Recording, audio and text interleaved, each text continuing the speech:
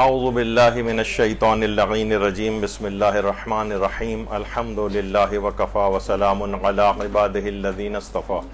درود بھیجیے محمد و آل محمد.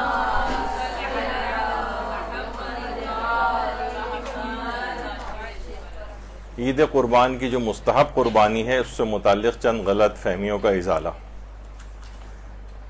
اچھا، خواتین کا اگرچہ براہ راست تو اتنا تعلق ذبح وغیرہ سے نہیں ہوتا، لیکن ظاہر ہے کہ آپ کو بھی یہ سب چیزیں، گھروں میں جانور آتے ہیں اس کو ڈیل کرنا پڑتا ہے، اور مردوں تک بھی ان پیغامات کو پہنچانا ضروری ہے کہ جو کہ براہ راست قربانی کے مسئلے سے جن کا تعلق رہتا ہے. لیکن بہت سارے موارد اس کے اندر ایسے آئیں گے کہ جو آپ کو بھی پتہ ہونا ضروری ہے. دیکھیے، سب سے پہلی چیز تو یہ ہے کہ یہ اتنی اہم ترین عید ہے، عید قربان، کہ جو کہ حضرت ابراہیم اور حضرت اسماعیل کی یاد کے طور پر منائی جاتی ہے. اس سلسلے میں اگرچہ غلط فہمیاں تو بہت ساری ہیں، لیکن میں جسے ایک اپنے طور پر ایک غلطی ہی کہوں گا، اب بھی چلیں اس کے اوپر ہم گفتگو کرتے ہیں، کہ اتنی اہم ترین عبادت ہے یہ قربانی کہ ہمارے چھٹے امام جعفر صادق علیہ السلام فرماتے ہیں کہ قربانی کے جانور کا خون کا پہلا قطرہ گرتے ہی قربانی کرنے والے کے تمام گناہ معاف ہو جاتے ہیں. اور اس قربانی کے وسیلے سے معلوم چل جاتا ہے کہ اس میں تقویٰ پایا جاتا ہے.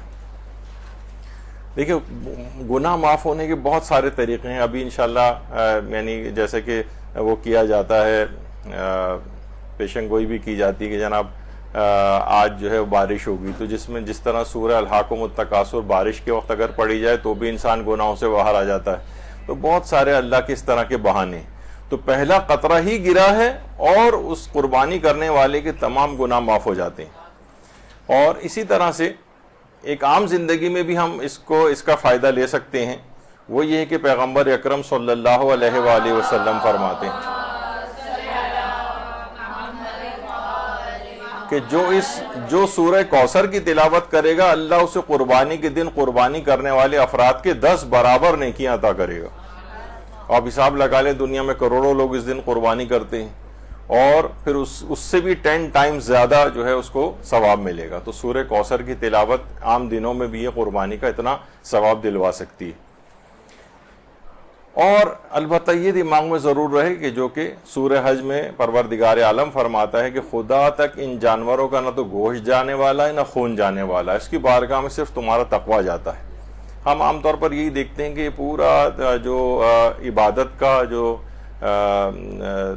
وہ ہے، وہ صرف ایک تہوار بن کے رہ گیا ہے، صرف ایک فیسٹیول ہے.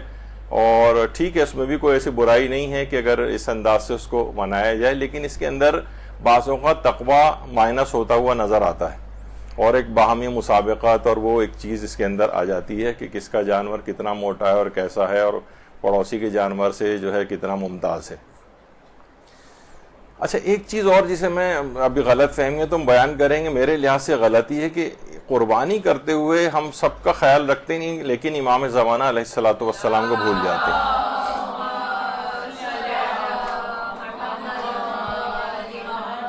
جبکہ بہت زیادہ اس بات کی تاکید آئی ہے کہ امام زمانہ علیہ السلام کی غیبت میں ان کے لیے صدقہ کیا جائے، ان کے لیے حج و زیارات انجام دیے جائیں، ان کے لیے قربانی کی جائے، ان کے لیے نیک اعمال روزانہ کی بنیاد پر ان کو ہدیہ کیے جائیں. یہ سب کچھ موجود ہے. تو امام زمانہ علیہ السلام کو ہمیشہ اس عید قربان کے اوپر بھی یاد رکھنا چاہیے، اور جو صاحب استطاعت ہیں یا تو اسی قربانی ہی میں امام زمانہ علیہ السلام کے لیے بھی نیت کر لیں، کیونکہ انسان اپنے اور اپنے گھر والوں کے لیے بھی آگے چل کے پتہ چلے گا کہ ایک جانور قربان کر سکتا ہے، تو اسی میں امام زمانہ کی نیت بھی کی جا سکتی ہے. اور اگر تھوڑا سا بھی صاحب ثروت ہیں تو الگ سے بھی ایک جانور امام زمانہ کی طرف سے بھی قربان کیا جا سکتا ہے. اور ایران کے اندر تو یہ بہت اس لحاظ سے رائج ہے کہ سلامتی امام زمانہ علیہ السلام کے لیے گوسفند قربان کیے جاتے ہیں. وہاں پر علماء اور لوگ جو ہیں اس موقع پر موجود ہوتے ہیں، پھر اس کا گوشت تیار ہوتا ہے، اس کے بعد مستحقین میں تقسیم ہوتا ہے. آستان قدس رضوی باقاعدہ وہاں اس قسم کی قربانیاں ہوتی ہیں، اور اس کے بعد مستحقین کو آستان قدس رضوی کی طرف سے پیکٹ بنا کے دیے جاتے ہیں. امام زمانہ علیہ السلام کی طرف سے قربانیاں کی جاتی ہیں. بہت وہاں پر اس انداز سے رائج ہے. اور صرف یہی نہیں بلکہ سلامتی اور تعجیل فرج امام زمانہ کے لیے قربانیاں ہوتی ہیں، اور دفع بیماری کورونا یعنی مختلف بیماریوں کے لیے یہ بھی تو ہو سکتا ہے کہ انسان مثلا خود اس وقت صحت مند ہے لیکن جو دنیا میں اور لوگ بیمار ہیں ان کی طرف سے بھی جانور قربان کرے. تو بہت ساری اچھی چیزیں ایسی ہیں کہ جو کہ وہاں پر ہوتی ہیں جس کی ہمیں بھی کوشش کرنی چاہیے کہ رائج ہو. یہی وجہ ہے کہ آیت اللہ حسین بروجردی کا تو ایک طریقہ کار تھا کہ جب بھی کوئی مشکل و پریشانی پیش آتی تھی تو وہ ایک گوسفند یا جانور مسجد جمکران بھجوا کر قربانی کرواتے تھے. یقیناً امام زمانہ علیہ السلام کی صحت اور سلامتی اور ان کی سلامتی کے لیے یہ قربانی جو ہے کروائی جاتی تھی. تو اور ورنہ وہ قم میں رہتے ہوئے بھی جانور قربان کر سکتے تھے، لیکن جمکران بھجواتے تھے کہ جاؤ وہاں جا کر جانور کو قربان کرو. تو اس لحاظ سے امام زمانہ کی یاد سے یہ عید قربان کا دن الگ نہیں ہونا چاہیے، اور اس میں بھی ان کو مستقل یاد رکھنا چاہیے. اور صرف یہی نہیں، صرف بیچ میں صرف ایک دو باتیں اور تاکہ امام زمانہ کے لحاظ سے تاکید ہو جائے کہ صدقہ بھی امام زمانہ علیہ السلام کے لیے دیا جائے، کیونکہ ہمارے چھٹے امام یہ جملہ ارشاد فرماتے ہیں اللہم صلی علی محمد و آل محمد، کہ اللہ کے نزدیک امام کے لیے مال خرچ کرنے سے زیادہ محبوب تر کوئی اور چیز نہیں. یقیناً جو مومن اپنے مال سے ایک درہم بھی امام کی خاطر خرچ کرے، خدا بہشت میں احد کے پہاڑ کے برابر اس کو بدلہ دے گا.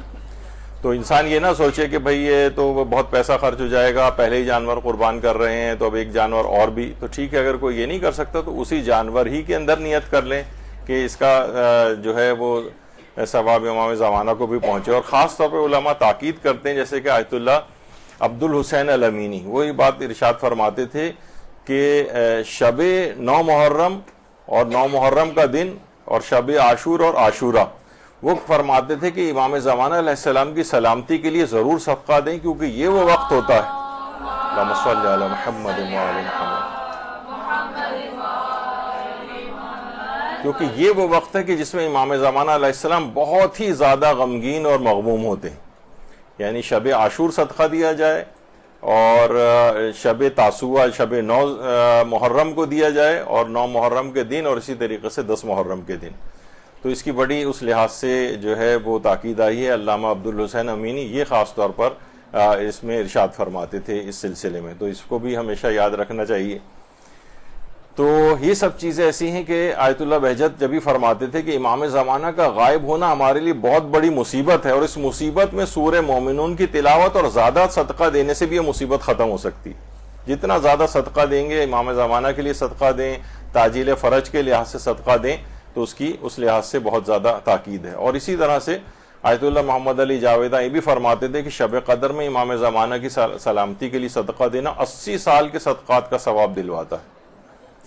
تو اس رات کو بھی یعنی بہت سارے اس طرح کے ہیں کہ جو مواقع جس میں خاص طور پر امام زمانہ کو یاد رکھنا چاہیے. البتہ کچھ لوگ اپنے طور پر امام زمانہ کا فطرہ بھی نکالتے ہیں، تو یہ جو ہے فطرہ نکالنا صحیح نہیں. فطرہ اپنے صاحب کفالت افراد کا نکالا جاتا ہے. ہم امام زمانہ ہماری کفالت میں نہیں بلکہ ہم ان کی کفالت میں ہیں. تو اس لحاظ سے یہ عمل پسندیدہ نہیں ہے کہ امام زمانہ کے لیے فطرہ نکالا جائے.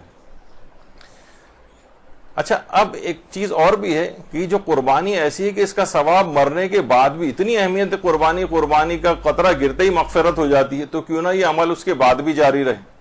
کیا ہے ہم ایسا کام کر کے جائیں کہ مرنے کے بعد بھی ہمیں قربانی کا ثواب ملتا رہے.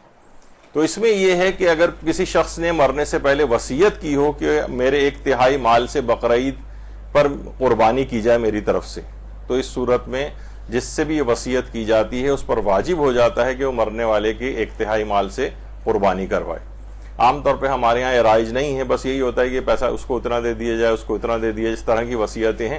لیکن سب سے زیادہ میں اپنے اعتبار سے یہ بات کہتا ہوں کہ سب سے زیادہ انسان کا اپنے مال پر خود اس کے اپنے لیے حق ہے. تو کم سے کم اس میں سے 1/3 مال جو ہے وہ اس طرح کی ثواب جاریہ والے کام بعد میں آنے والے، اس میں ہو سکتا ہے لوگ ورثہ وغیرہ چاہے ان کو لاکھوں کروڑوں روپے بھی کیوں نہ مل رہے ہو، لیکن ان کی توجہ اس طرف نہیں ہوتی ہے.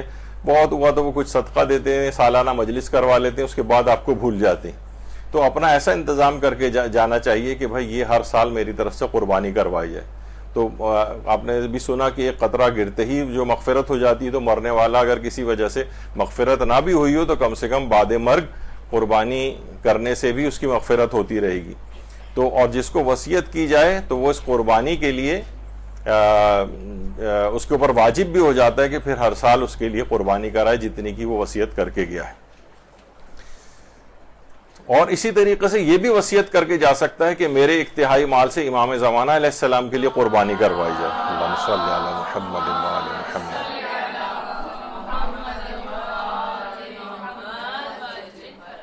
اچھا، اب جو غلط فہمیاں پائی جاتی ہیں، ایک تو یہ کہ صاحب استطاعت پر قربانی کے وجوب کی غلط فہمی. ہم ظاہر ہے جس معاشرے میں رہتے ہیں وہاں ہمارے ساتھ برادران اہل سنت بھی ہوتے ہیں. کچھ ان کی فقہ کے مسئلے ہمارے ہاں آ گئے ہیں، کچھ ہمارے والے وہ لوگ کہتے ہیں کہ ان کے ہاں جو ہے وہ چلے گئے ہیں. تو اس میں بھی یہ ہے کہ صاحب استطاعت پر، یعنی چاہے وہ کروڑ پتی ارب پتی کیوں نہ ہو، اس پر قربانی غیر حاجی پر، حاجی کے اوپر تو قربانی واجب ہے لیکن غیر حاجی پر قربانی واجب نہیں ہے، چاہے وہ کتنا ہی صاحب استطاعت کیوں نہ ہو. البتہ تاکیدی مستحب ضرور ہے، تاکیدی مستحب ہے. اور پچھلی دفعہ بھی میں نے بتایا تھا یہ بات کہ شیعہ مراجع کے نزدیک جو شخص حج نہ کر رہا ہو، خواہ وہ صاحب استطاعت ہو، اس پر عید الاضحیٰ کی قربانی واجب نہیں ہے. البتہ قربانی کرنا ممکن ہو تو تاکیدی مستحب قربانی کی جائے. اور جمہور اہل سنت کا مسئلہ یہی ہے قربانی سنت موقدہ ہے، یعنی ان کا بھی وہی نظریہ جو ہمارا ہے. صرف امام شافعی، امام مالک، امام احمد ابن حنبل کے نزدیک بھی قربانی سنت موقدہ ہے. البتہ امام ابو حنیفہ کے نزدیک ہر صاحب استطاعت پر قربانی واجب ہے، کیونکہ ہم یہاں انہی کے ساتھ رہتے ہیں. اس وجہ سے یہ بات ہمارے ہاں بھی آ گئی اور لوگ یہ سمجھتے ہیں کہ ہم پر قربانی صاحب استطاعت پر واجب ہے. اور اکثر اہل سنت جو یہاں پہ ہیں وہ آپ پر اعتراض بھی کرتے ہیں کہ آپ کے ہاں قربانی کیوں نہیں ہے. تو آپ ان کو بتا سکتی ہیں کہ آپ کے بھی 3 ائمہ اور ایسے ہیں کہ جو کہ وہی والا ہمارے ہی مسئلے کے قائل ہیں اور قربانی کو سنت موقدہ قرار دیتے ہیں. تو ایک یہ غلط فہمی مستقل پائی جاتی ہے، لوگ اس سلسلے میں کافی ساتھ رہتے غلط فہمی کا شکار ہیں. تو یہ بات بھی ہو گئی. اچھا، قربانی ویسے تو واجب نہیں ہے لیکن بعض چیزیں ایسی ہوتی ہیں جس سے قربانی واجب ہو سکتی ہے، اور ہمارے ہاں وہ نظریں بھی رائج نہیں ہیں. جیسے نظر انسان کر لیتا ہے کہ میں نظر کرتا ہوں اللہ کا نام لے کر اگر میرا فلاں کام ہو گیا تو میں اس عید الاضحیٰ کے اوپر ایک جانور راہ خدا میں قربان کروں گا. اب کیا ہوگا کہ یہ اگرچہ قربانی مستحب تھی لیکن یہ نظر کرنے کی وجہ سے واجب ہو گئی اگر اس کا وہ کام ہو جاتا ہے.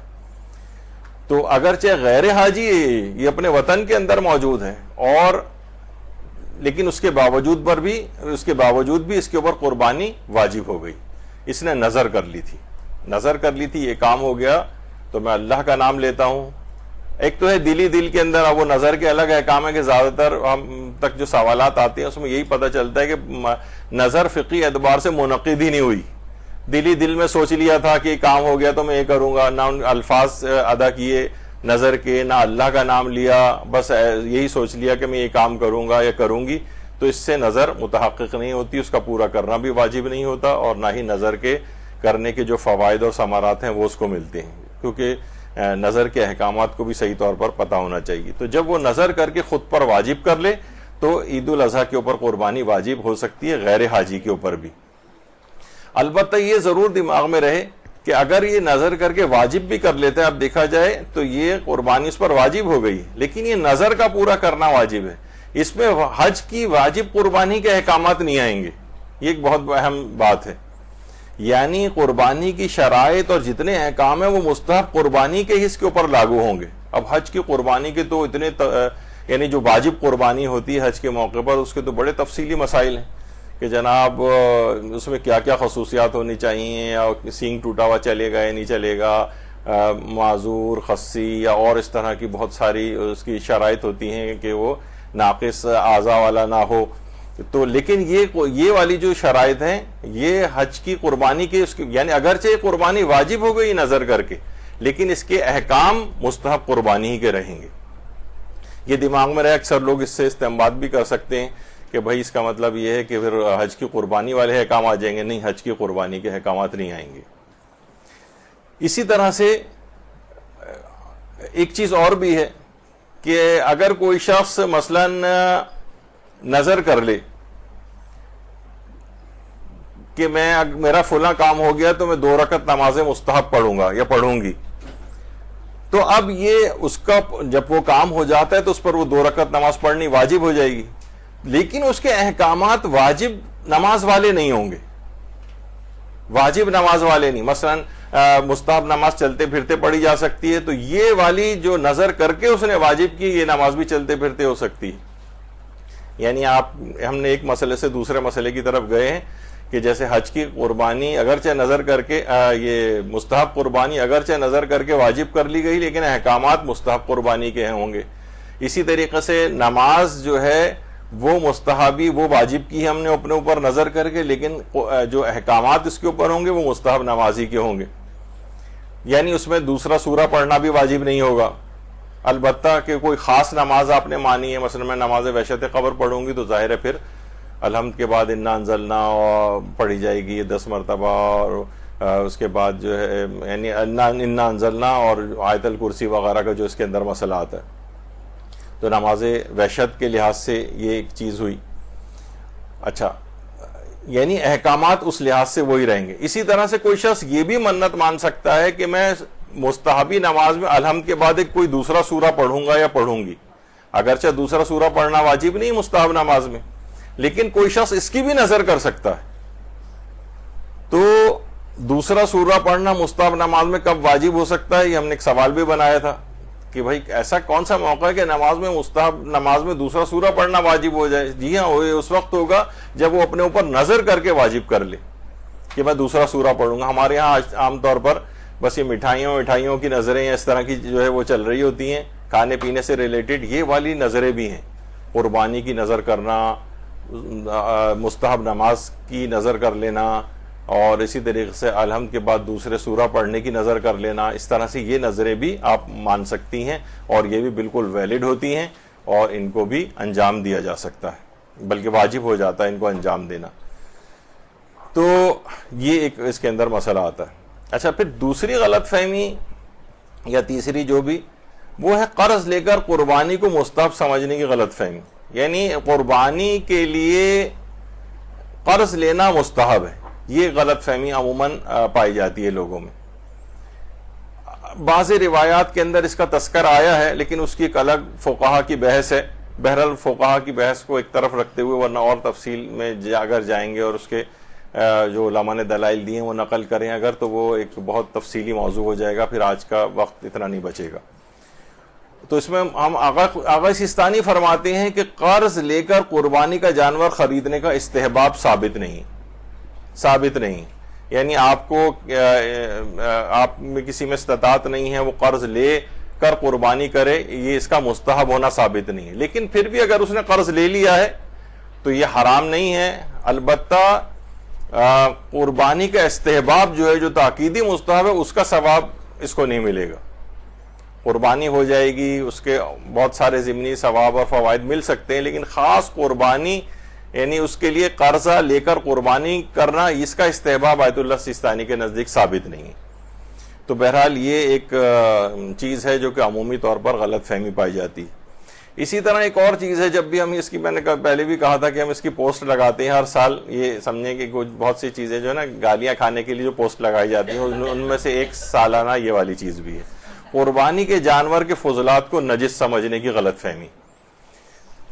ظاہر قربانی میں ہم کوئی حرام گوشت جانور تو قربان نہیں کر رہے, حلال گوشت جانور قربان کر رہے ہیں. تو حلال گوشت جانور کے فضلات پاک ہوتے ہیں, پاک ہیں.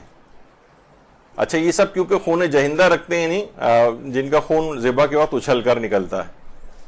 اچھا, جو عام طور پر غیر جہندہ والے جو ہوتے ہیں جانور, چلیں وہ ابھی اس کو چھوڑیے, اس پہ نہیں جا رہے, لیکن یہ کہ قربانی کے جانور کے فضلات یا نجس نہیں.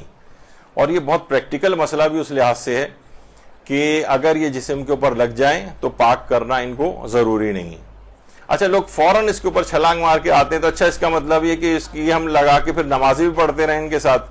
تو یہ تھوڑی کوئی کہہ رہا ہے کہ لگا کر ان کو نمازیں پڑھیں آپ, بلکہ ایک اگر جسم پر لگ جائے اور کبھی آپ, کیونکہ صرف ایک یہی شرط تو نہیں ہے نا, اس میں ایک اور بھی مستحبات بھی آتے ہیں. اس میں ہے کہ جسم کا جو لباس ہے وہ پاک صاف ہو, یعنی پاک ہونے کے ساتھ صاف بھی ہو, صاف ستھرا. اب اس کے جسم پر اس طرح کی نجاست یا نجاست تو نہیں کہیں گے, یعنی فضلات اگر یہ لگے ہوئے ہیں تو بہرحال ایک کراہیت بھی اس کے ساتھ ہوتی ہے اور اسے گندا بھی سمجھا جائے گا.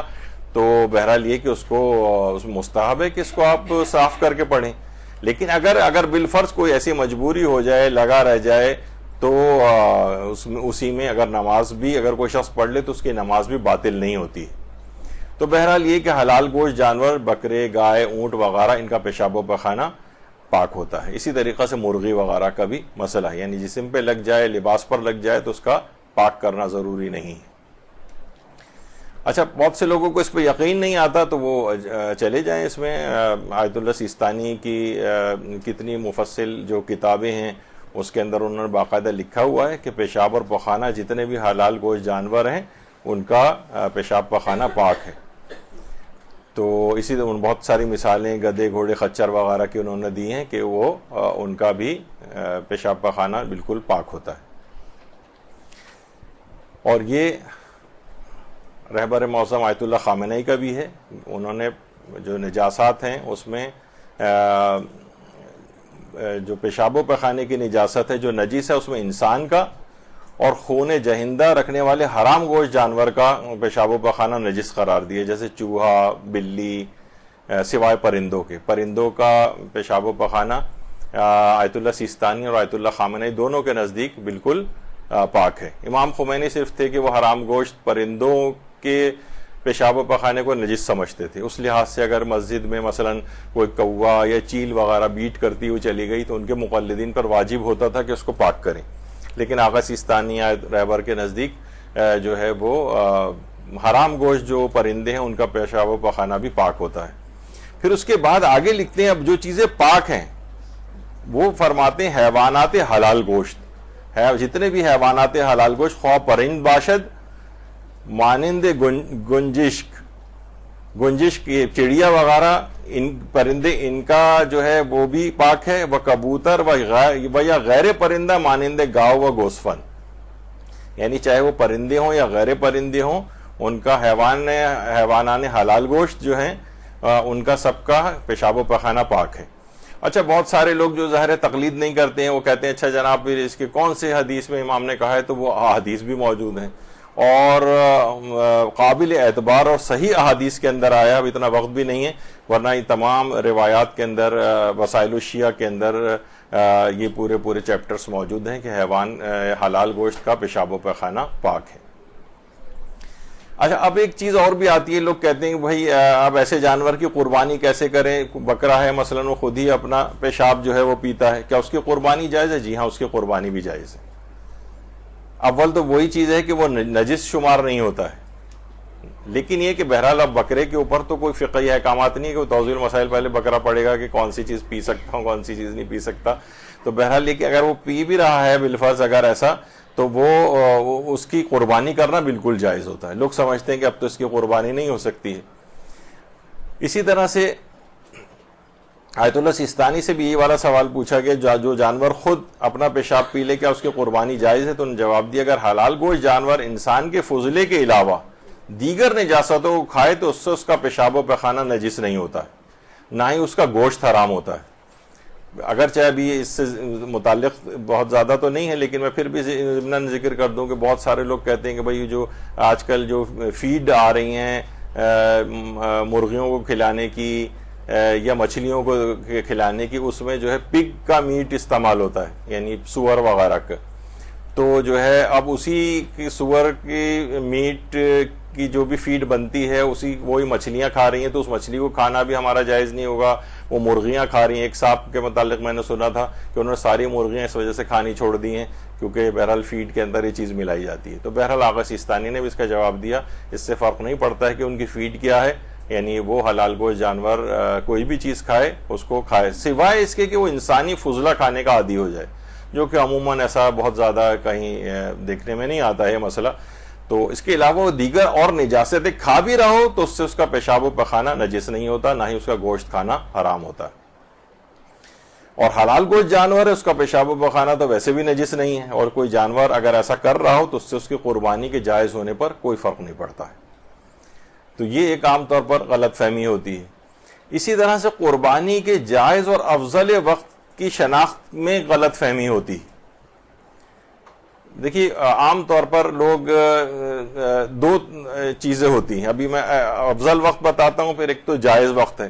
بہت سے لوگ تو یہ کہتے ہیں کہ بھئی اب تو دیکھیں رات تو جو ہے ہمارے ہاں اسلام کے لحاظ سے تو وہ تو شب سے شروع ہو جاتا ہے دن، یعنی شب جو لگ گئی شب 10 ذی الحجہ، تو بعض افراد نے باقاعدہ سیریسلی یہ بات پوچھی کہ یہ اگلے دن تو قصائی وسائی ملتے نہیں ہیں، بہت ریٹ ان کے ہائی ہو جاتے ہیں، تو اگر ہم شب 10 ذی الحجہ کی قربانی کر لیں یا فجر سے پہلے قربانی کر لیں، تو جی نہیں، اس کا کوئی نہیں ہوگا، اگرچہ البتہ جانور حرام نہیں ہوگا، لیکن یہ کہ کم سے کم عید قربان کی قربانی کا ان کو کوئی ثواب نہیں ملے گا، کیونکہ اس کا وقت دو طرح کے وقت ہیں۔ ایک تو وقت ہے عام وقت، یعنی جس کے اندر اس کی فضیلت شروع نہیں ہوئی لیکن وقت شروع ہو گیا ہے، وہ ہے طلوع فجر، یعنی جس وقت فجر کا جو اول وقت ہے بالکل وہاں سے اس کا وقت شروع ہو جاتا ہے قربانی کا، لیکن ابھی فضیلت کا وقت شروع نہیں ہوا۔ فضیلت کا وقت شروع ہوگا سورج نکلنے کے بعد، اور سورج نکلنے کے بعد بھی اتنا وقت گزر جائے کہ جس میں نماز عید پڑھی جاتی ہے 10-15 منٹ، یعنی سورج نکلنے کے 15 منٹ کے بعد اگر قربانی کر لی جائے تو افضل ترین وقت آپ نے پا لیا، نہیں شروع ہو گیا افضل وقت اس کا۔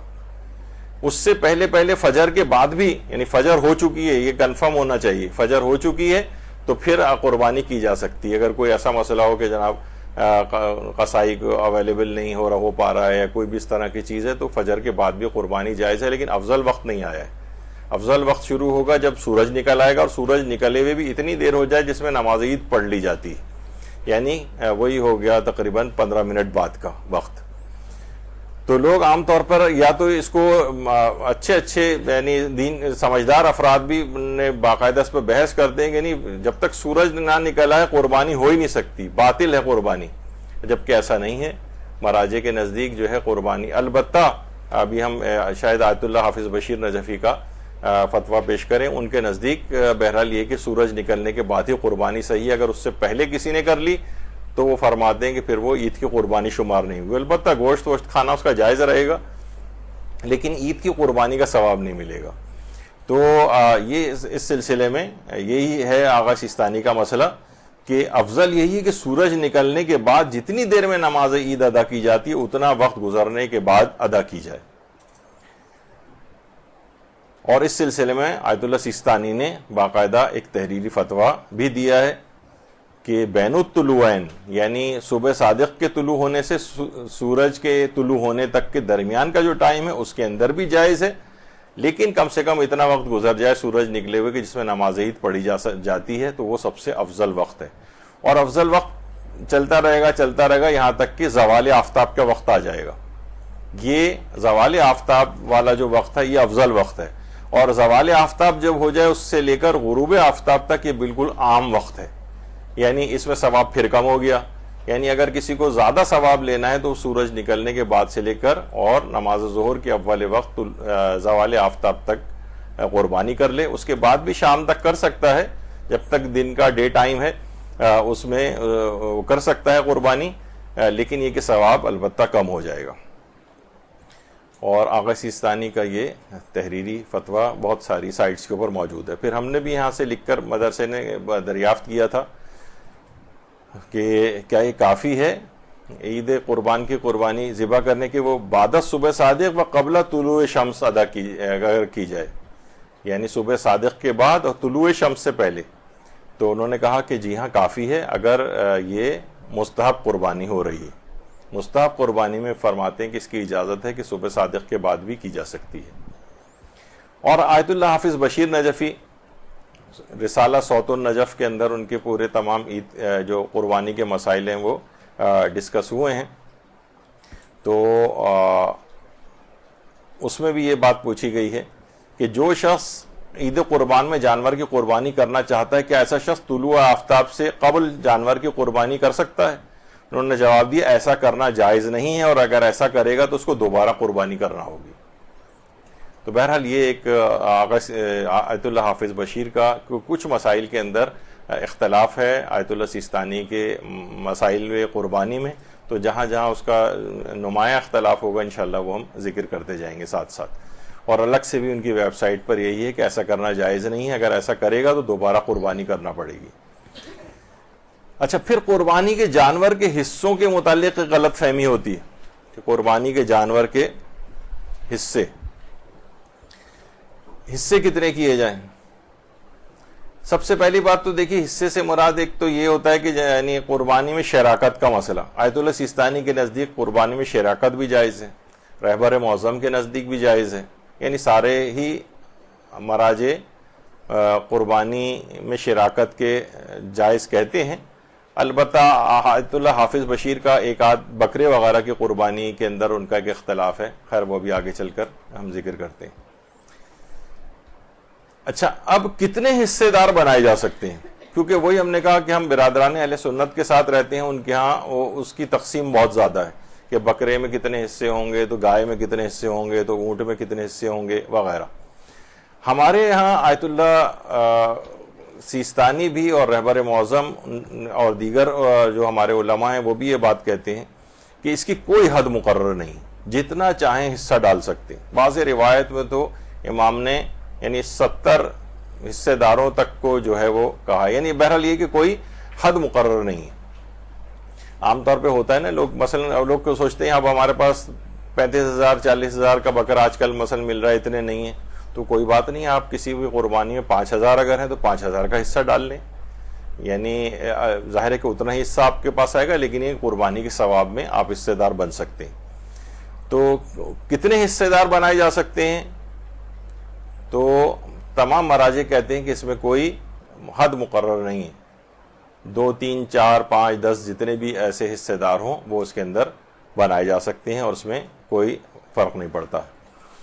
تو یعنی جتنے چاہیں لوگ, اس میں رہبر معظم یہی بات فرماتے ہیں, آیت اللہ سیستانی بھی یہ کہتے ہیں کہ مستحب جو قربانی ہے اس میں شراکت کرنے والے اور حصہ ڈالنے والوں کی کوئی تعداد معین نہیں ہے, جتنے لوگ چاہیں حصہ ڈال سکتے ہیں.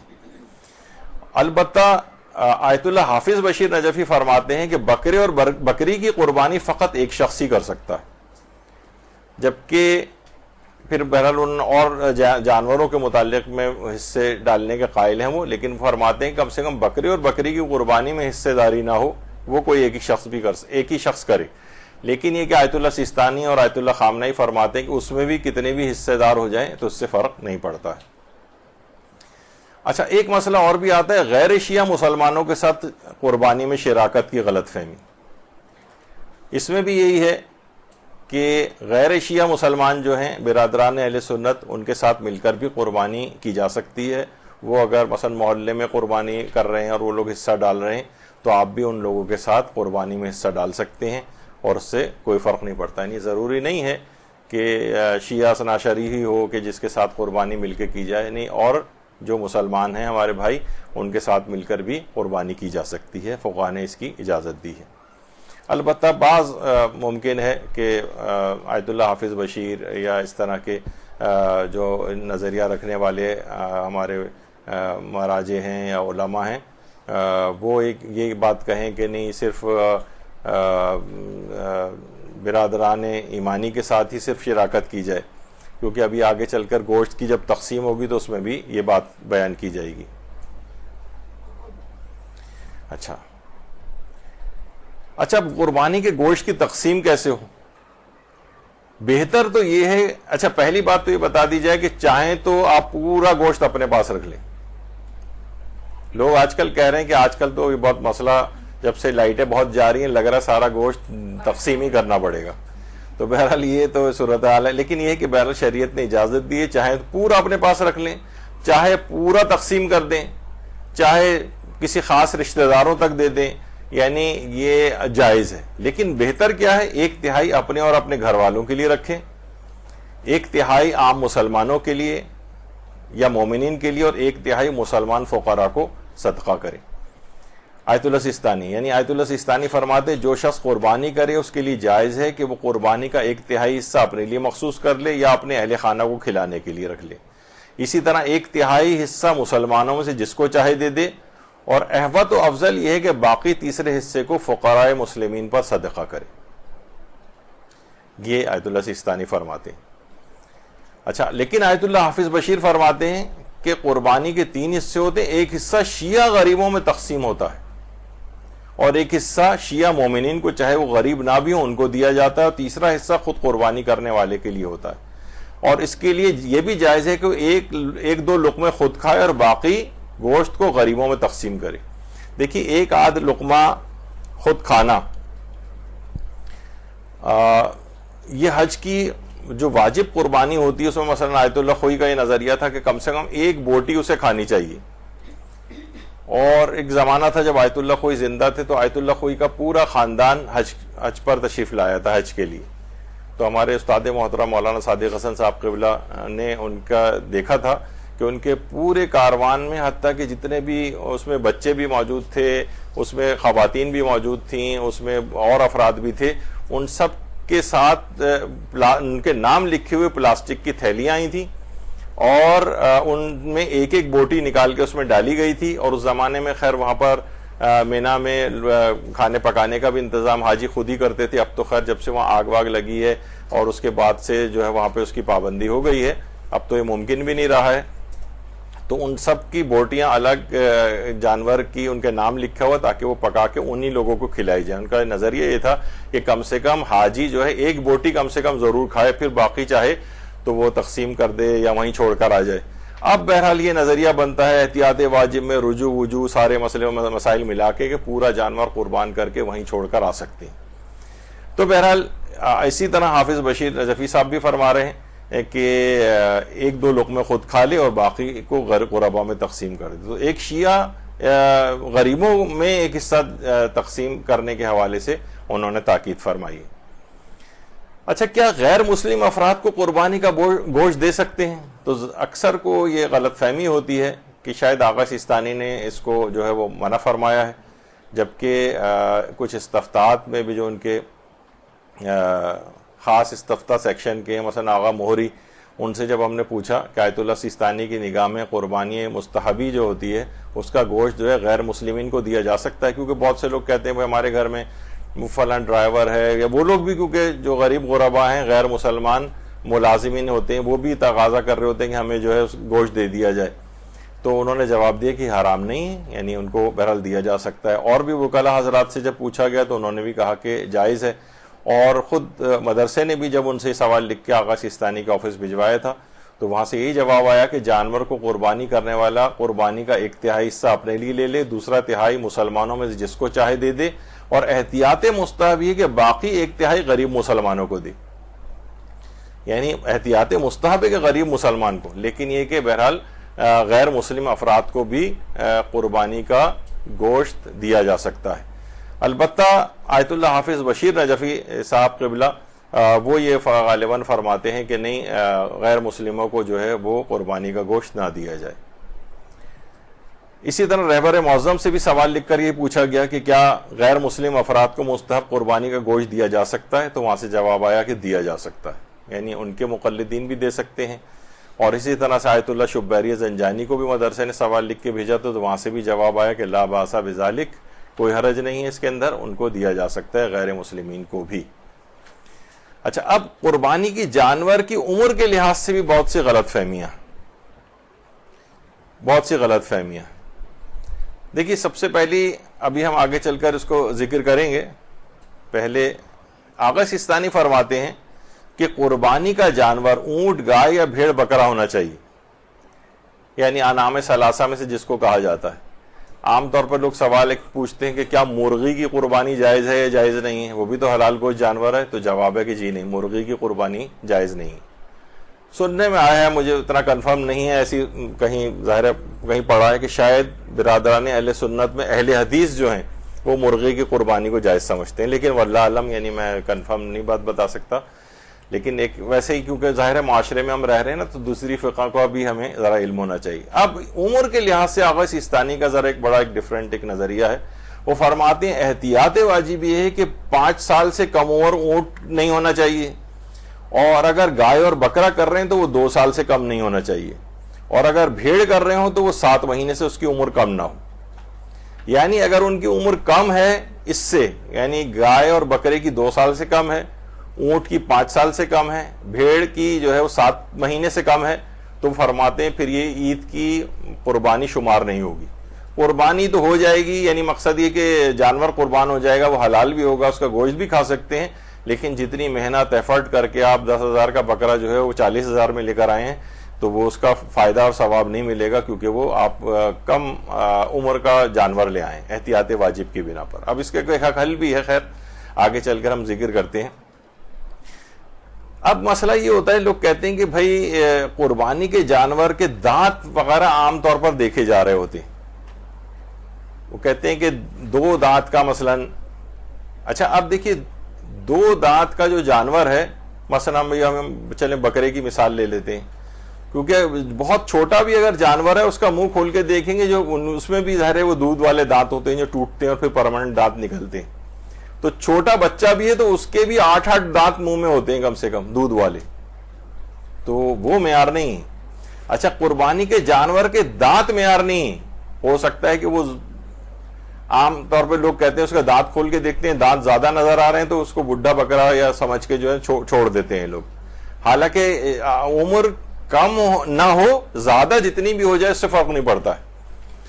اچھا دانتوں سے میں نے وہی کہا کہ یہ والی چیز کہاں سے آئی، لوگ عام طور پہ کہتے ہیں 2 دانت کا بکرا ہونا چاہیے، عام طور پر 1 سال کی عمر کے پہنچنے تک اس کے 2 دانت آ چکے ہوتے ہیں، اور اس کا اور آغا سیستانی فرماتے ہیں کہ 2 سال سے کم عمر نہیں ہونا چاہیے، تو آپ 2 دانت کا اگر لے کر آ گئے تو وہ تو احتیاط واجب کے خلاف ہے، وہ تو ابھی اس کا مطلب ہے 1 سال کا ہے، یعنی ایک رف اندازہ لگایا جاتا ہے، ویسے دانت معیار نہیں ہے لیکن عام طور پر جو عمر کا اندازہ لگایا جاتا ہے، اور جس وقت اس کے 4 دانت نکل آتے ہیں یعنی دونوں سائڈز پہ یعنی 2 پیئرز، تو وہ 4 دانت جب ہوتے ہیں اس وقت وہ عمر کے لحاظ سے 2 سال کا ہوتا ہے، 2 سال کا۔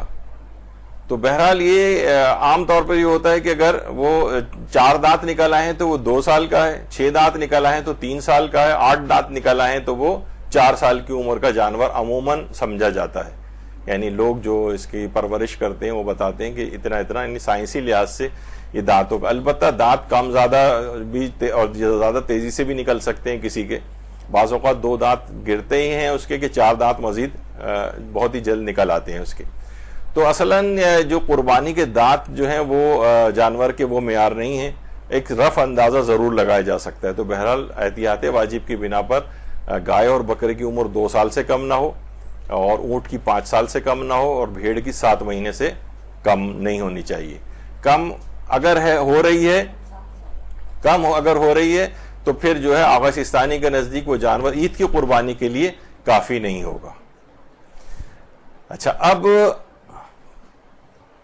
احتیاط واجب ہے، تو اب یہی والا سوال لکھ کر آیت اللہ وحید خراسانی سے پوچھا گیا، تو انہوں نے کہا کہ یہ مستحب قربانی کے اندر یہ والی شرائط نہیں ہے، یعنی عمر کی جو یہ شرط کہ 2 سال بکرے اور گائے کی اور 5 سال جو ہے وہ اونٹ کی اور 7 مہینے بھیڑ کی، تو عید کی مستحب قربانی میں یہ شرطیں نہیں، یعنی اب آیت اللہ سیستانی کے جو مقلدین ہیں اگر وہ آیت اللہ وحید خراسانی کی طرف رجوع کر لیں تو وہ 2 سال سے کم عمر کا بھی اگر ان کو کوئی بکرا وغیرہ مل رہا ہے تو ان کی طرف رجوع کر کے وہ قربانی کو ٹھیک کر سکتے ہیں۔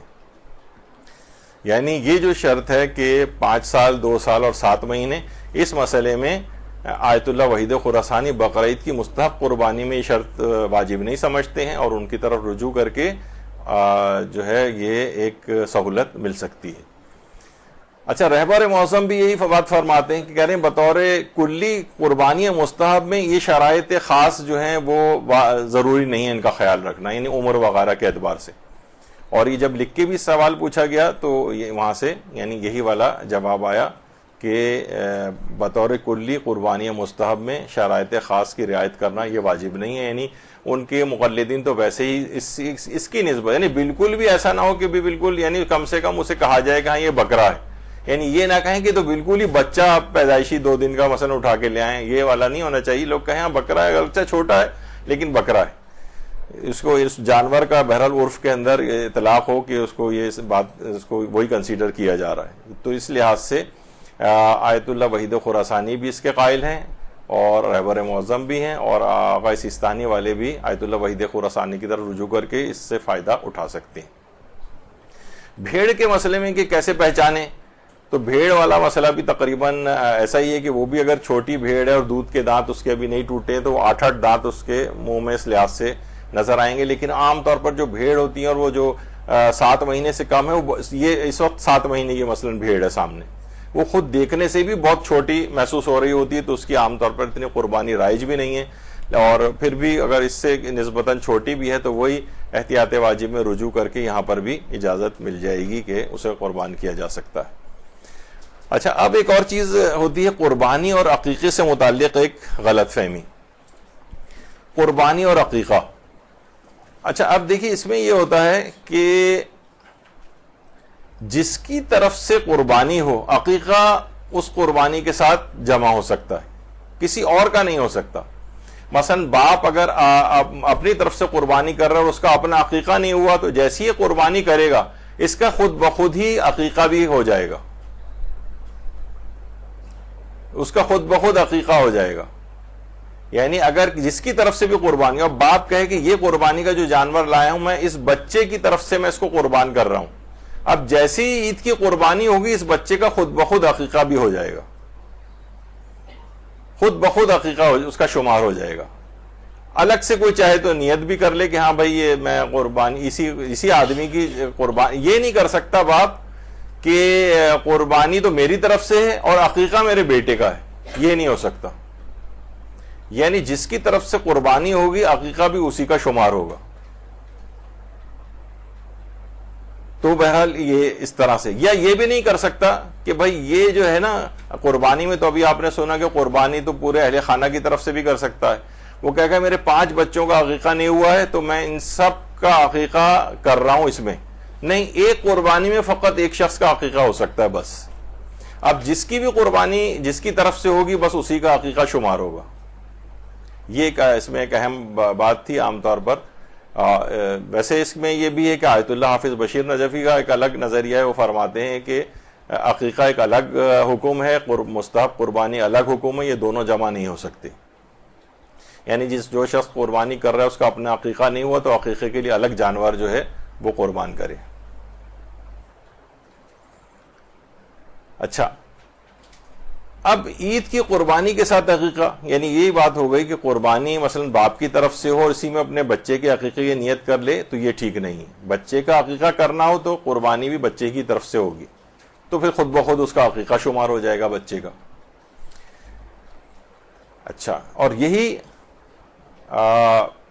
رہبر معظم بھی فرماتے ہیں کہ عقیقہ از قربانی مستحب بہتر و لازم تر است، یعنی عقیقہ جو ہے قربانی مستحب سے بہتر اور لازم تر ہے، تو پھر یعنی بچے کا عقیقہ ہی آپ اس میں کر لیں۔ یعنی وہ دونوں میں اگر فرماتے ہیں کہ دونوں میں سے کس کی اہمیت زیادہ، تو فرماتے ہیں عقیقے کی اہمیت زیادہ ہے، لیکن فرماتے ہیں البتہ بعض فقہا یہ فرماتے ہیں کہ اگر عید قربان کے روز قربانی کرے تو وہ خود عقیقے کے لیے کافی ہو جاتی ہے۔ تو بہرحال یہ ان کا بھی ایک نظریہ سامنے آ گیا۔ اچھا، حج کی قربانی اور عقیقہ، یعنی جو شخص بھی حج میں جانور قربان کر لیتا ہے تو وہ اس کی وہ حج میں کی گئی قربانی خود بخود عقیقہ کے لیے بھی کافی ہے۔ یعنی ہم صرف یہ والے جو یہاں پہ مستحب قربانی جو اپنے وطن میں رہ کے کر رہے ہوتے ہیں وہ تو ایک الگ، ابھی آپ نے سن لیا۔ حج کی جو قربانی ہے وہ بھی عقیقے کے لیے مجزی اور کافی، یعنی اب آپ کو وہ شخص جو حج کر کے آ گیا ہے اس کو اگر اس کا عقیقہ نہیں ہوا تھا تو اب الگ سے کوئی عقیقہ کروانے کی اس کو ضرورت نہیں، وہ حج میں کی گئی قربانی ہی عقیقے کے لیے کافی ہو گئی۔ یہ ایک ہے حج کی قربانی اور عقیقہ۔ تو آیت اللہ سیستانی فرماتے ہیں کہ قربانی عقیقے سے مجزی ہے، بس جو شخص بھی قربانی کرے اس سے عقیقہ کرنے کا استحباب ساقط ہو جائے گا، یعنی پھر الگ سے اسے عقیقہ کرنے کی ضرورت نہیں ہوگی۔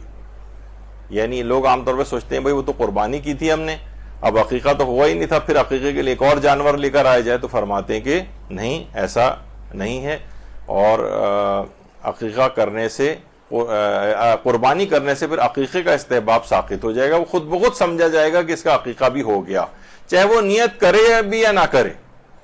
یعنی ہمارے دماغ میں تھا ہی نہیں، ہم تو صرف قربانی کی ہے، نہیں، وہ خود بخود ہی عقیقہ بھی ہو گیا ہے، چاہے آپ کو بعد ہی میں کیوں نہ پتہ چلے کہ یہ ایسا مسئلہ تھا۔ اب ایک مسئلہ آتا ہے حصے دار قربانی میں عقیقے کی غلط فہمی۔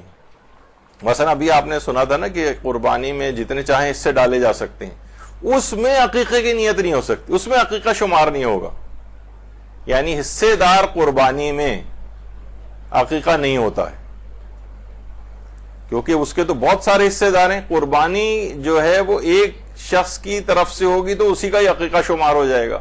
حصے دار قربانی میں عقیقہ نہیں ہوگا. پھر اس کا مطلب ہے اگر کسی نے حصے دار قربانی میں حصہ ڈالا تھا تو عید کی قربانی کا تو ثواب اس کو مل جائے گا، لیکن عقیقہ ابھی بھی نہیں ہوا اس کا. اب جب بھی کبھی حیثیت وغیرہ اس کی ہوگی تو وہ پھر اپنا الگ سے عقیقہ کرے. حصے دار قربانی میں عقیقہ نہیں. کیا حصے دار قربانی میں عقیقے کی نیت ہو سکتی؟ جواب ہے جی نہیں ہو سکتی، یعنی شمار نہیں ہوگا وہ. اچھا، ایک اور بھی چیز ہے کہ قربانی کے جانور میں حصے داروں کی برابری کی بنیاد پر حصے ملتے ہیں. یہ غلط فہمی کہ بھائی اس میں مثلا گائے ہے، اس میں 10 یا 7 حصے ڈالے گئے ہیں تو سب بالکل برابر جو ہے تقسیم ہو اس کے اندر. نہیں، ایسا نہیں ہے. کم اور زیادہ بھی ہو سکتے ہیں. کسی نے 2000 ڈالے اس کو اس کے مطابق ملے گا، کسی نے 5000 ڈالے تو اس کو ذرا زیادہ ملے گا. اس لحاظ سے یعنی یہ ضروری نہیں ہے، یہ غلط فہمی ہے ایک عوامی کہ بس یہ 7 یا جتنے بھی اس قسم کا عدد ہے اور یہ برابر ہونا چاہیے. نہیں، ایسا نہیں ہے. کم اور زیادہ بھی ہو سکتا ہے. یہ اب آپ کی اپنی انڈرسٹینڈنگ کے اوپر ہے کہ جن کے ساتھ یہ جو قربانی کر رہے ہیں. اچھا، کیا یعنی جو کہا جاتا ہے بکرا قسطوں پر، تو یہ کیا قربانی کا جانور قسطوں پر لے کر اس کی قربانی ہو سکتی؟ جواب ہے کہ جی ہاں، یہ بھی جائز ہے. قسطوں پر بھی قربانی ہو سکتی ہے، یعنی ہم قسط وار اس کی پیمنٹ کریں گے. ابھی جانور قربان ہو جائے گا، بعد میں قسطیں اس کی ادا کرتے رہیں گے. تو جی ہاں، یہ بھی آغا سیستانی نے اس کو بھی جائز قرار دیا ہے. ایک اور عقیقے کی بات آئی تو اس میں ایک بہت زیادہ سوال آتا ہے، اس کو ابھی بھی ڈال دیتے ہیں. کیا کوئی شیعہ اور سید کسی غیر شیعہ کے عقیقے کا گوشت کھا سکتا ہے؟ تو جواب ہے کہ جی ہاں، بالکل کھا سکتا ہے. اس میں کوئی حرج نہیں. عام طور پہ یہ ہوتا ہے، لوگ کہتے ہیں کہ بس غیر شیعہ کے عقیقے کا گوشت آیا ہے ہمارے پاس پڑوس سے، انہوں نے بھجوایا ہے. تو جی ہاں، کھا سکتے ہیں. سید بھی کھا سکتا ہے، یعنی ایسا کوئی مسئلہ نہیں. بعض اوقات لوگ سادات اور کیونکہ عام طور پر عقیقے کو صدقہ سمجھا جاتا ہے. نہیں، صدقہ نہیں. اول تو صدقے بھی اگر ہو تب بھی سید مستحب صدقات لے سکتا ہے، صرف واجب صدقات نہیں لے سکتا ہے. وہ اس پہ ایک الگ بحث ہے. لیکن بہرحال یہ کہ عام طور پر غیر شیعہ افراد کی طرف سے جو عقیقے کا گوشت آئے وہ سید اور غیر سید سب کھا سکتے ہیں. اس میں کوئی پرابلم والی بات نہیں ہے.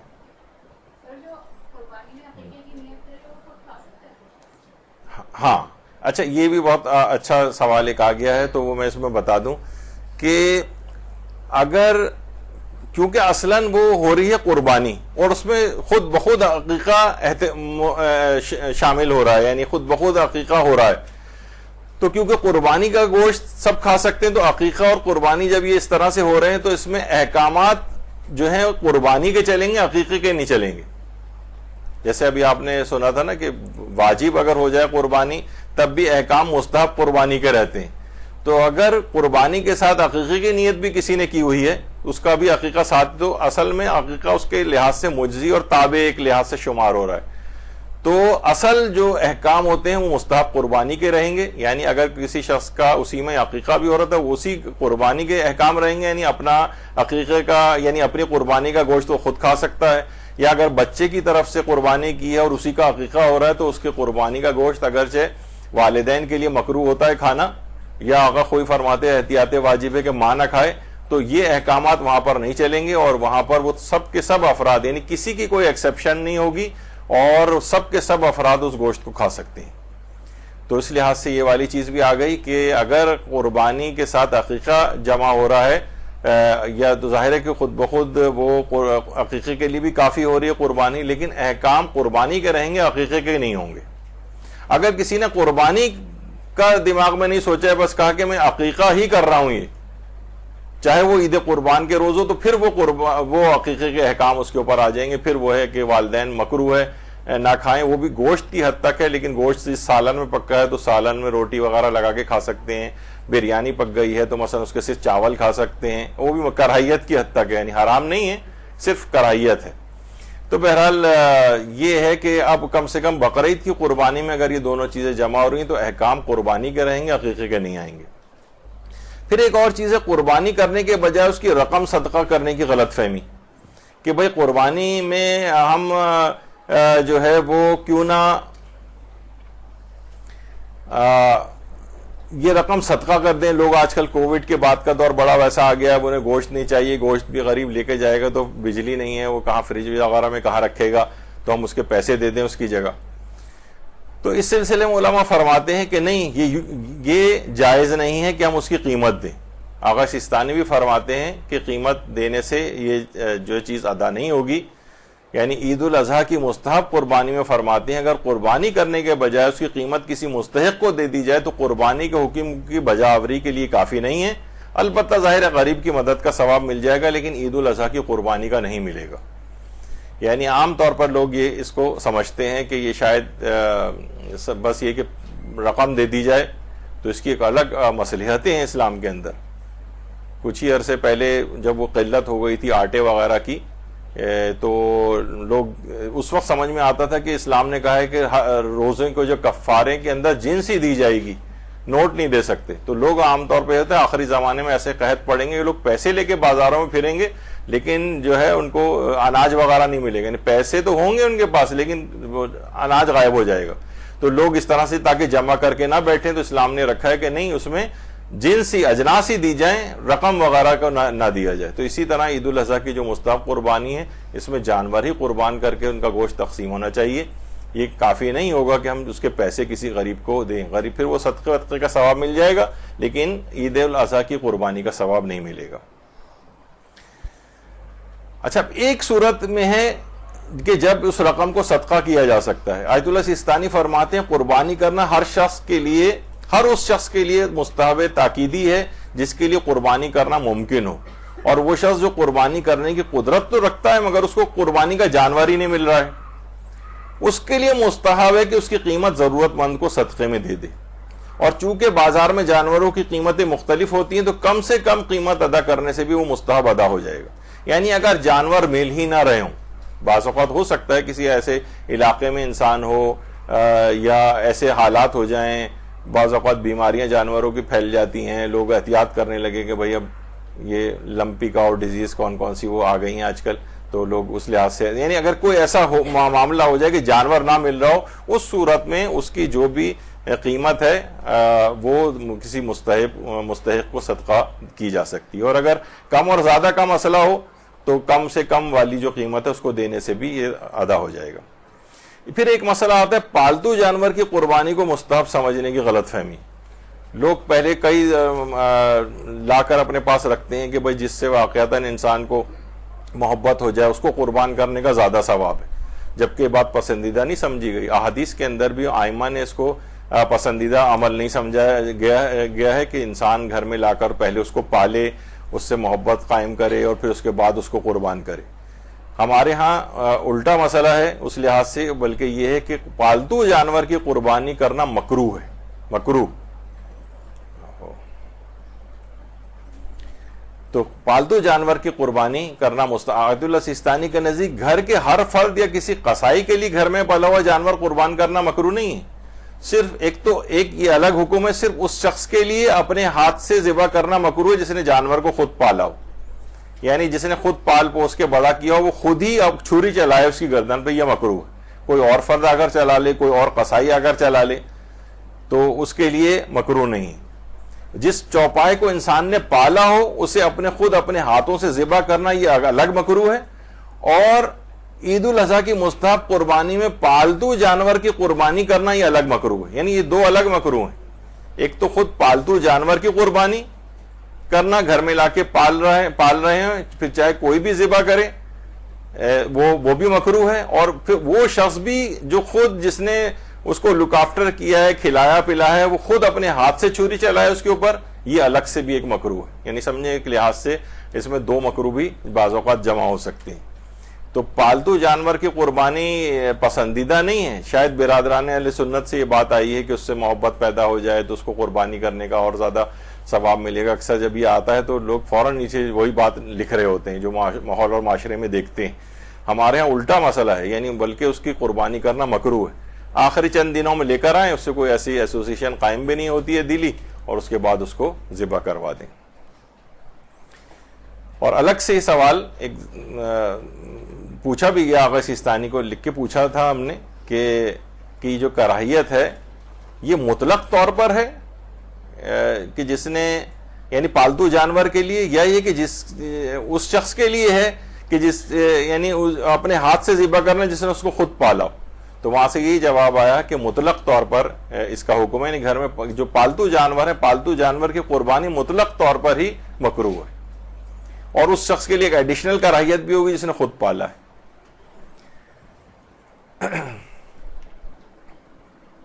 اچھا ہاں، البتہ آیت اللہ حافظ بشیر نجفی فرماتے ہیں، ان سے سوال پوچھا گیا سب سے آخر میں، کیا آپ نے گھر پر پالے ہوئے جانور کی قربانی کرنا مکروہ ہے؟ تو انہوں نے جواب دیا، گھر میں پالے ہوئے جانور کی قربانی کی کراہیت ثابت نہیں، یعنی ان کے نزدیک یہ مکروہ نہیں ہے پالتو جانور کی قربانی کرنا، آیت اللہ حافظ بشیر نجفی کے فتوے میں، لیکن آغا سیستانی کے فتوے میں اس کو انہوں نے مکروہ کہا ہے۔ پھر ایک اور بھی چیز ہے کہ قربانی کرنے والے کے لیے نماز عید پڑھنا کیا ضروری ہے؟ لوگ عام طور پہ سمجھتے ہیں کہ قربانی کرنے والے کے لیے نماز عید پڑھنا ضروری ہے، کہ اب یہ آیا تھا نا کہ اتنا وقت گزر جائے جس میں نماز عید پڑھی جاتی، یہ ضروری نہیں ہے کہ نماز عید پڑھے، بس اتنا وقت گزر جائے۔ تو قربانی کرنے والے کے لیے نماز عید پڑھنا ثواب، فضیلت، فائدہ وہ سب اپنی جگہ پر ہیں، لیکن ضروری بالکل بھی نہیں۔ قربانی کرنے والا اگر نماز عید نہ بھی پڑھے تو کوئی حرج نہیں ہے اس کے اندر۔ غیبت امام میں عید الاضحیٰ اور عید فطر کی جو نماز ہے وہ پڑھنی واجب نہیں ہے۔ تو یہ آیا کہ ضروری نہیں ہے، البتہ مستحب ہے کہ عید کی نماز پڑھے، لیکن ضروری نہیں کہ قربانی کرے۔ اچھا، ایک اس کے اندر اور بھی چیز آتی ہے، عام بس ایک بیچ میں آ گئی بات کہ کیا امام جماعت نماز عید کی ایک سے زیادہ مرتبہ جماعت پڑھا سکتا ہے؟ اکثر یہ ہوتا ہے کہ نمازی دیر سے آئے، ویسے لوگ دیر تک جاگتے ہیں، اور اس کے بعد اگلے دن جو ہے وہ تو جماعت ختم ہو گئی، اب کیا دوسری جماعت بھی وہی پیش امام پڑھا سکتا ہے؟ تو آیت اللہ سیستانی کے نزدیک دوسری نماز کا استحباب ثابت نہیں ہے، لیکن رجائے مطلوبیت کی نیت سے پڑھا سکتا ہے۔ آیت اللہ خامنئی کے نزدیک عام نماز جماعت میں تو یہ ممکن ہے، لیکن نماز عید کی تکرار میں فرماتے اشکال۔ اور امام خمینی کے نزدیک اگر دوسری جماعت الگ معمومین پر مشتمل ہو تو پڑھا سکتا ہے۔ تو مراجع میں تھوڑا سا اختلاف ہے، لیکن آپ خواتین کے لحاظ سے تو یہ اتنا وہ مسئلہ نہیں ہے، اس وجہ سے اس کو زیادہ نہیں بیان کریں گے۔ ایک اور بہت بڑی غلط فہمی وہ ہے عیب دار جانور کو قربان کرنے کو ناجائز سمجھنے کی غلط فہمی۔ اس کی بھی جب ہم لگاتے ہیں تو ہمیں ایڈیشنل گالیاں جو ہیں، وہ تو ابھی پچھلی دفعہ تو آپ نے سنا وہ اس کے نجاستوں یعنی ان کے فضلات کے متعلق ملتی ہیں، اس کی ایڈیشنل ملتی ہیں ہمیں، بونس، احتیاط مستحب کے طور پر لوگ جو ہے یہ الگ سے بھی کہتے ہیں۔ تو وہ کہتے ہیں یہ کہاں سے آپ لوگ چیز لے کر آئے ہیں؟ بھائی وہ جو کہ پورا جانور کے تمام اعضاء صحیح و سالم ہو، جو قربانی وہ حج کی قربانی کے احکام میں، وہ جو آپ حدیثیں بھی پڑھتے ہیں تو وہ یہ بقرہ عید میں غیر حاجی کے لیے، یعنی جو شخص حج نہیں کر رہا ہے، بے عیب جانور کی قربانی افضل تو ہے، لیکن جانور عیب دار بھی ہو تب بھی یہ قربانی جائز ہے۔ مثلا اس کا سینگ ٹوٹا ہوا ہے، مثلا ٹانگ ٹوٹی ہوئی ہے، یا وہ خصی ہے، اس طرح سے اور بھی جو اس کی بہت کمزور اور نحیف ہے، تو اب لوگ اگر دماغ میں یہ والی غلط فہمی اس کی ہوگی کہ نہیں یہ تو بالکل پرفیکٹ جانور ہونا چاہیے، تو یقیناً اس کی قیمت بہت زیادہ ہوگی، تو وہ شخص جن کے پاس اتنے پیسے نہیں ہیں وہ بالکل ہی محروم رہ جاتے ہیں اس غلط فہمی کی وجہ سے۔ کوئی بات نہیں، وہ ناقص والا جانور بھی لے آئیں، اب کتنا ناقص ہو تو ہم کہتے ہیں کم سے کم بس وہی ہے کہ وینٹیلیٹر وغیرہ کے اوپر یعنی زندہ ہو، کم سے کم آکسیجن وغیرہ ٹینک لگا ہو، اس کے وہ سب اپنی جگہ، اس کی بھی قربانی ہو جائے گی۔ لیکن بہرحال یہ کہ عیب دار جانور بھی اگر ہے تو اس کی قربانی بالکل صحیح ہے۔ عام طور پر یہ بہت سستے بھی مل رہے ہوتے ہیں، اور اگر جس کو دل چاہ رہا ہو تو وہ اس طرح کے سینگ ٹوٹے ہوئے یا ٹانگ وانگ ٹوٹے ہوئے والے ٹائپ کے تو یہ بھی لا کے اس کی قربانی بھی کروا سکتا ہے۔ لوگ کیا کہیں گے، پڑوسی کیا کہیں گے، تو پھر وہی والی بات آگے کہ تقوی والی بات نہیں، اس کا مطلب ریاکاری وغیرہ ٹائپ کی چیز کوئی ہو رہی ہے۔ انسان کو چاہیے کہ اپنی نیت کی اصلاح کرے، یہ جو ہے اللہ کے لیے قربانی کر رہا ہے یا پڑوسی کے اوپر روب ڈالنے کے لیے کر رہا ہے۔ خیر، تو یہ اس لحاظ سے ہے۔ تو سینگ ٹوٹا ہوا، ٹانگ ٹوٹی ہوئی، پلاسٹر بندھا ہوا اس کی ٹانگ پر اور یا پیشانی پر یا اس طرح سے چیز، تو وہ یہ بھی قربانی جائز ہو جائے گی۔ اور غیر حاجی کے لیے بقرعید کی مستحب قربانی میں خصی جانور کی قربانی بھی آغا سیستانی کے فتوے میں جائز ہے۔ پھر ایک اور بھی چیز ہے، قربانی کے جانور کے غیر مکروہ اعضاء کو مکروہ سمجھنے کی بھی غلط فہمی ہوتی، جیسے اس سے پہلے بھی ہم نے آپ کو بتایا تھا کہ فقط گردے مکروہ ہیں، اور دو اور بھی ہیں وہ آگے چل کے آتے ہیں. کلیجی تو مکروہ بھی نہیں. تو اکثر لوگ بلکہ لوگ کہتے ہیں کہ بھائی کلیجی تو ہم تو ہمیشہ سے سنتے آئے تھے کہ یہ جو کلیجی ہوتی ہے یہ جو ہے مکروہ ہے، یا اوجڑی کو بھی مکروہ سمجھا جاتا ہے. نہ اوجڑی مکروہ ہے، نہ کلیجی مکروہ ہے، اور نہ یہ برین یہ وغیرہ جو ہوتا ہے. بس برین میں ایک وہ چھوٹا سا ایک گلینڈ ہوتا ہے، صرف اس کو کھانا جو ہے حرام ہے، باقی اس کے علاوہ پورا مغز وغیرہ کھا سکتے ہیں. البتہ ویری رچ اور ہائی ان کولیسٹرول ہوتا ہے، وہ اپنی جگہ کے اوپر اس کی صحت کے اعتبار سے چیزیں ہیں. لیکن قربانی کے جانور کے گردے یہ بھی حرام نہیں ہے، فقط مکروہ ہیں. کلیجی تو مکروہ بھی نہیں ہے، اوجڑی بھی مکروہ نہیں، بلکہ اور کوئی چیز مکروہ نہیں، صرف تین چیزیں مکروہ ہیں آیت اللہ سیستانی کے نزدیک: گردے، دل کے کان اور موٹی رگیں. کان والے میں تو آپ نے سن لیا تھا جب ہماری گفتگو ہوئی تھی، تو اس میں یہ بھی آیا تھا کہ دل کے کان کون سے ہوتے ہیں. تو وہ دل کے اوپر کان نما ایک اسٹرکچر ہوتا ہے، وہ فرماتے ہیں فقط وہ کھانا جو ہے وہ مکروہ ہے. یا بہت موٹی موٹی خون کی رگیں جو جاری ہوتی ہیں، وہ کھانا جو ہے وہ مکروہ قرار دیا ہے آیت اللہ سیستانی نے. باقی اس کے علاوہ پورا کھایا جا سکتا ہے، سوائے یعنی مکروہ والے جانوروں میں. مکروہ یعنی جو اس کے علاوہ کوئی اور چیز، کلیجی بھی مکروہ نہیں ہے. بلکہ لوگ یہ بھی کہتے ہیں کہ بھئی کلیجی کے لیے ضروری ہے کہ اس پہ کوئی نیاز ویاز دلوائی جائے. کہ بہت سی جگہوں کے اوپر یہ ایسا بھی کوئی مسئلہ نہیں ہے کہ اس کے اوپر نیاز دلوانا الگ سے ضروری ہو. کلیجی ویسے بھی کھائی جا سکتی ہے. بلکہ روایت میں آیا ہے کہ ایک دفعہ امام حسن علیہ السلام نے، اللہم صلی علی محمد وعلی محمد،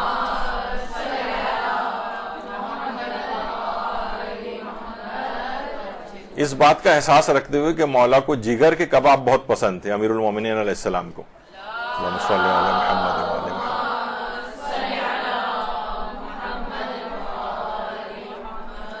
جب وہ پک کر آئے تو مولا نے کہا کہ 1 سال سے میری خواہش تھی کہ میں یہ کباب کھاؤں، لیکن اس بات خواہش کو زبان پر نہیں لایا. اور پھر جب وہ لا کر رکھے گئے اور اسی وقت ایک سائل آیا، تو وہ 1 سال بعد بھی وہ اس خواہش کے پورا ہونے کے بعد بھی مولا نے اسی وقت سائل کو اٹھا کر دے دیے سارے. درود بھیجیے محمد علیہ.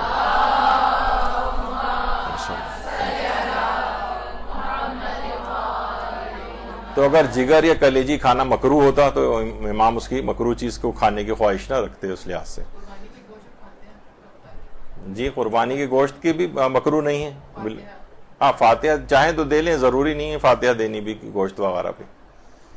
اور کچھ چیزیں ایسی ہیں جنہیں کھانا حرام ہے، تو وہ بھی انسان کو دیکھیں کہ وہ تمام اس کی بھی تقریباً 14 ایسی چیزیں ہیں، اس کی پوری ایک لسٹ ہے کہ وہ عام طور پر یہاں جو بہت سارے ملتے ہیں کٹا کٹ ٹائپ کی چیزوں میں بہت سی حرام چیزیں شامل ہوتی ہیں.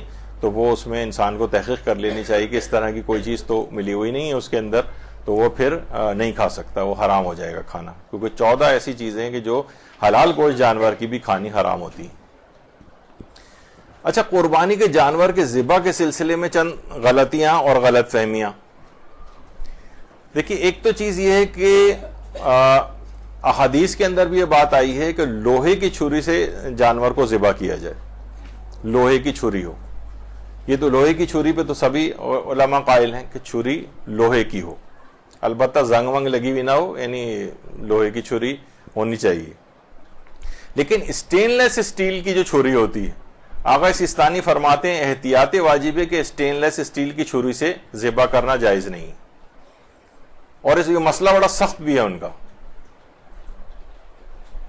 آیت اللہ سیستانی کے نزدیک چھری لوہے کی ہونی چاہیے، احتیاط واجب ہے کہ اسٹین لیس اسٹیل کی نہ ہو.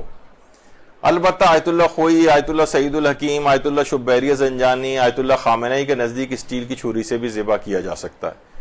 تو آیت اللہ سیستانی کے مقلدین اگر لوہے کی چھری ان کے پاس نہیں ہے، یا اگر ہو بھی تب بھی اگر وہ ان مراجع میں سے مثلا آیت اللہ شبیری زنجانی کی طرف رجوع کر لیں، سعید الحکیم تو انتقال کر گئے ہیں، آیت اللہ خوئی کا بہت پہلے انتقال ہو چکا ہے، تو بہرحال وہ ان کی طرف رجوع کر کے بھی ہو جائے گا. اور رہبر معظم کے مقلدین تو ویسے ہی ان کے نزدیک جو ہے وہ جائز ہے اسٹیل کی چھری سے ذبح، چاہے لوہے کی چھری موجود ہی کیوں نہ ہو. بہت سے لوگ کہتے ہیں بھائی ایک ہی تو چیز ہے دونوں. نہیں، الگ سے روایت اس سلسلے میں آئی ہے کہ امام نے فرمایا ہے کہ صرف اور صرف لوہے کی اس سے ہونی چاہیے. یعنی جو اب یہاں پر ایک علماء کے اندر ایک بحث آتی ہے کہ اسٹین لیس اسٹیل بھی لوہے کی طرح کی ایک چیز ہے یا اس سے ایک الگ چیز ہے. تو یہ موضوع کا ایک اختلاف ہے, یہ حکم کا یا حدیث اس لحاظ سے اختلاف نہیں ہے کہ امام کے کسی قول کی جو ہے مخالفت ہو رہی ہے. موضوع کے اندر اختلاف ہو جاتا ہے کہ کیا یہ بھی لوہے کی طرح سے ہی ہے یا یہ کہ لوہے سے الگ ہے. آغا سیستانی فرماتے نہیں لوہے سے الگ ہے اسٹین لیس اسٹیل, اس وجہ سے احتیاط واجب لگائی. وہ کہتے ہیں یہ ایک ہی چیز شمار ہوتی ہیں, تو اس لحاظ سے وہ اس کو جو ہے وہ جائز کہتے ہیں. وہ کہتے ہیں لوہے کے حکم میں اسی جیسی ایک چیز ہے یہ. تو احتیاط واجب میں رجوع کر کے, لیکن اگر یہ رجوع نہیں کیا تو آیت اللہ سیستانی فرماتے ہیں احتیاط واجب کی بنا پر ذبیحہ ہی حرام ہو جائے گا, حرام ہو جائے گا اگر یعنی اس احتیاط واجب میں رجوع کیے بغیر کوئی شخص. البتہ یہ ہے کہ وہ یعنی اس کو یعنی علم ہو اس بات کا اور جان بوجھ کے وہ کہے نہیں میں تو اس بات کی پرواہ نہیں کرتا ہوں اور ایک ہی تو چیز ہے اور کر کے اس سے ذبح کر دے. آیت اللہ سیستانی کا مقلد ہے تو احتیاط واجب ہے کہ وہ ذبیحہ ہی حرام ہو جائے گا اور نجس ہو جائے گا, اس کا کھانا جائز نہیں ہوگا. تو اس لحاظ سے یہ احتیاط واجب میں رجوع والا مسئلہ یہ پتہ ہونا چاہیے. آیت اللہ سیستانی سے سوال پوچھا کہ اس بات کے مد نظر کہ لوہے کے چاقو آج کل اچھا کام نہیں کرتے اور ان میں جلدی زنگ بھی لگ جاتا ہے اور وہ کند بھی جلدی ہو جاتے ہیں, کیا فولاد کے چاقو جیسے اسٹیل سے ذبح کرنا جائز ہے؟ انہوں نے جواب دیا احتیاط واجب کی بنا پر اسٹیل سے ذبح کافی نہیں, لیکن اگر لوہا نہ ہو تو ہر اس چیز سے جائز ہے ذبح کرنا جو رگوں کو کاٹ سکے. یعنی اگر لوہا دستیاب نہیں ہو رہا ہے جیسے اسٹیل کا چاقو, شیشہ, تیز پتھر یا اس طرح کی کوئی بھی چیز, حتیٰ کہ ایسی کوئی مجبوری نہ بھی ہو جو فوری ذبح کرنے کا متقاضی ہو, جیسے اگر فوراً ذبح نہ کیا تو جانور ہلاک ہو جائے گا. خیر یہ ایک الگ ہے. یعنی اوپر انہوں نے کہا کہ اگر لوہا موجود نہ ہو تو ہر اس چیز سے ذبح کرنا جائز ہے جس سے رگوں کو کاٹا جا سکے. پھر فرماتے مجبوری میں تو اسٹیل کی چھری سے بھی جائز ہو جائے گا, شیشے سے بھی جائز ہو جائے گا, تیز پتھر سے بھی جائز ہو جائے گا, اس طرح کی کسی چیز سے بھی جائز ہو جائے گا. لیکن ویسے جو ہے جب تک یہ ممکن ہو اس کو لانا تو تب تک لوہے کی چھری ہی ہونی چاہیے. اور ایک اور غلطی جو اس میں ہوتی ہے کہ حیوان کی جلدی جان نکلنے سے پہلے اس کا سر تن سے جدا کر دیا جائے, تو فرماتے ہیں احتیاط واجب کی بنا پر یہ عمل جائز نہیں ہے, لیکن جانور اس سے حرام نہیں ہوتا, اس کا گوشت کھانا جائز رہتا ہے. یعنی اگر کوئی شخص تیزی سے چھری چلاتے ہوئے سر بالکل الگ کر دے جانور کا تو وہ فرماتے ہیں احتیاط واجب کی بنا پر اس نے گناہ کیا ہے یہ کام کر کے, یہ عمل جائز نہیں ہے, لیکن جانور حرام نہیں ہوگا, اس کا گوشت کھانا جائز ہی رہے گا. آقا خوئی البتہ فرماتے تھے اس صورت میں احتیاط لازم کے طور پر جانور بھی حلال نہیں ہوگا.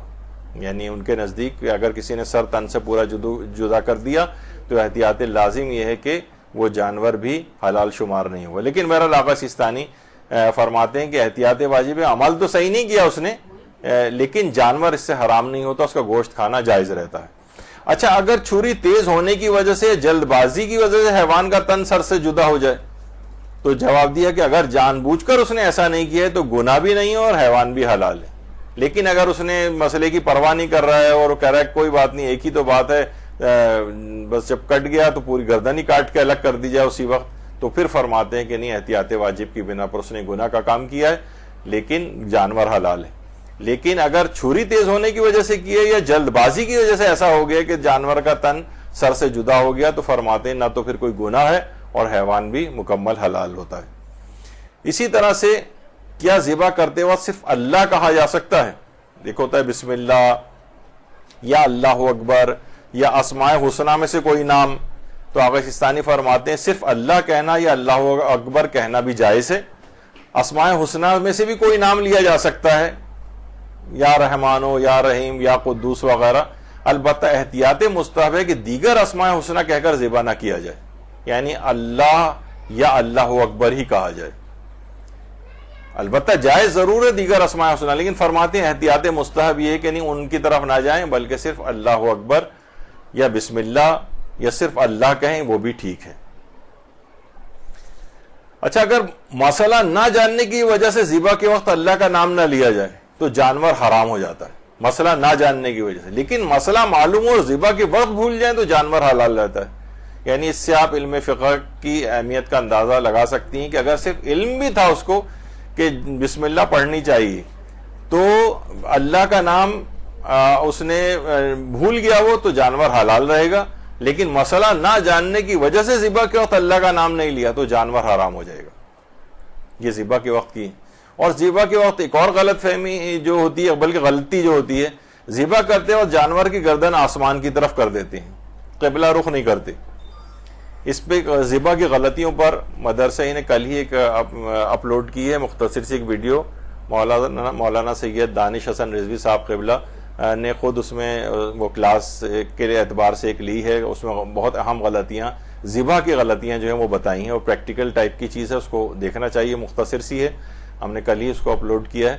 تو وہ اس میں بھی ہے کہ جانور یہ آسانی نسبتاً ہوتی ہے, کیونکہ جب اس کو سامنے کی طرف گردن اس کو قبلے کی طرف کرتے ہیں تو چھری صحیح نہیں چلتی. تو اس میں یہی بات بتائی گئی یا تو گردن کو کسی اینٹ پہ یا اونچی جگہ پہ رکھے تاکہ چھری نیچے تک صحیح طور پہ چل سکے, وہ پھر زمین سے ٹکراتی ہے. ورنہ تو لوگ اپنی آسانی کے لیے قصائی حضرات اسی گردن موڑ کے آسمان کی طرف کر دیتے ہیں تاکہ آسانی. تو اس میں یہ ہے کہ وہ قبلہ رخ ہونا چاہیے, یعنی یہ جو منہر کہلاتا ہے, جو مقام ذبح جو ہے اس کو وہ جو ہے وہ قبلہ رخ ہونا چاہیے, وہ قبلہ رخ ہونا چاہیے, اور وہ آسمان کی طرف نہیں ہونا چاہیے. اچھا, البتہ ایک چیز اور ہے, ابھی آپ نے سنا کہ بہرحال قصائی جو بھی ذبح کرنے والا ہے وہ مسلمان ہونا چاہیے, غیر مسلم کا ذبیحہ تو نہیں ہوتا ہے. البتہ حج کی قربانی میں امام خمینی یہ فرماتے تھے کہ وہ شیعہ حسن عشری ہونا چاہیے اس کا. تو ایرانی حاجی عام طور پر جو ان کی تقلید میں تھے پہلے اور اب بھی باقی ہیں, تو وہ اپنے ساتھ قصائی وغیرہ بھی ساتھ لاتے ہیں. لیکن ہمارے جو ہیں وہ کوئی بھی مسلمان کر سکتا ہے ذبح, تو وہ جو بھی وہاں قصائی اویلیبل ہوتے ہیں قربان گاہ میں اس سے کروا لیتے ہیں. تو امام خمینی وہ صرف حج کی قربانی میں کہتے تھے. بقرعید کی مستحب قربانی یا عام ذبح جو قربان کیے جاتے ہیں جانور, اس میں وہ اس شرط کو لازم نہیں سمجھتے تھے. اور دیگر مجتہدین تو فرماتے ہیں چاہے واجب قربانی ہو مستحب قربانی ہو, کسی بھی مسلمان سے ذبح کروانا جائز ہے, اس کا شیعہ حسن عشری ہونا ضروری نہیں ہے. امام خمینی حج کی قربانی میں اس کو لازمی خیال کرتے تھے, اور وہاں یہ بہت بڑا ایک پوسٹ ہوتی تھی قافلے کے اندر وہاں سے قصائی آنا, کیونکہ ایران میں مستحب قربانی بہت زیادہ وہاں رائج نہیں. جس طرح ہم تو برادران اہل سنت کے ساتھ رہتے ہیں اور بہت زیادہ ہیں قربانی کی گہما گہمی ہوتی ہے. دیگر ممالک میں تو عید قربان کے آنے کا کوئی پتہ ہی نہیں چلتا ہے. مسلمان اور دیگر ممالک سعودی عرب وغیرہ میں نہیں پتہ چلتا ہے, کیونکہ وہاں حنبلی فقہ فالو ہوتی ہے, اس میں بھی تاکیدی مستحب ہے لیکن واجب نہیں ہے.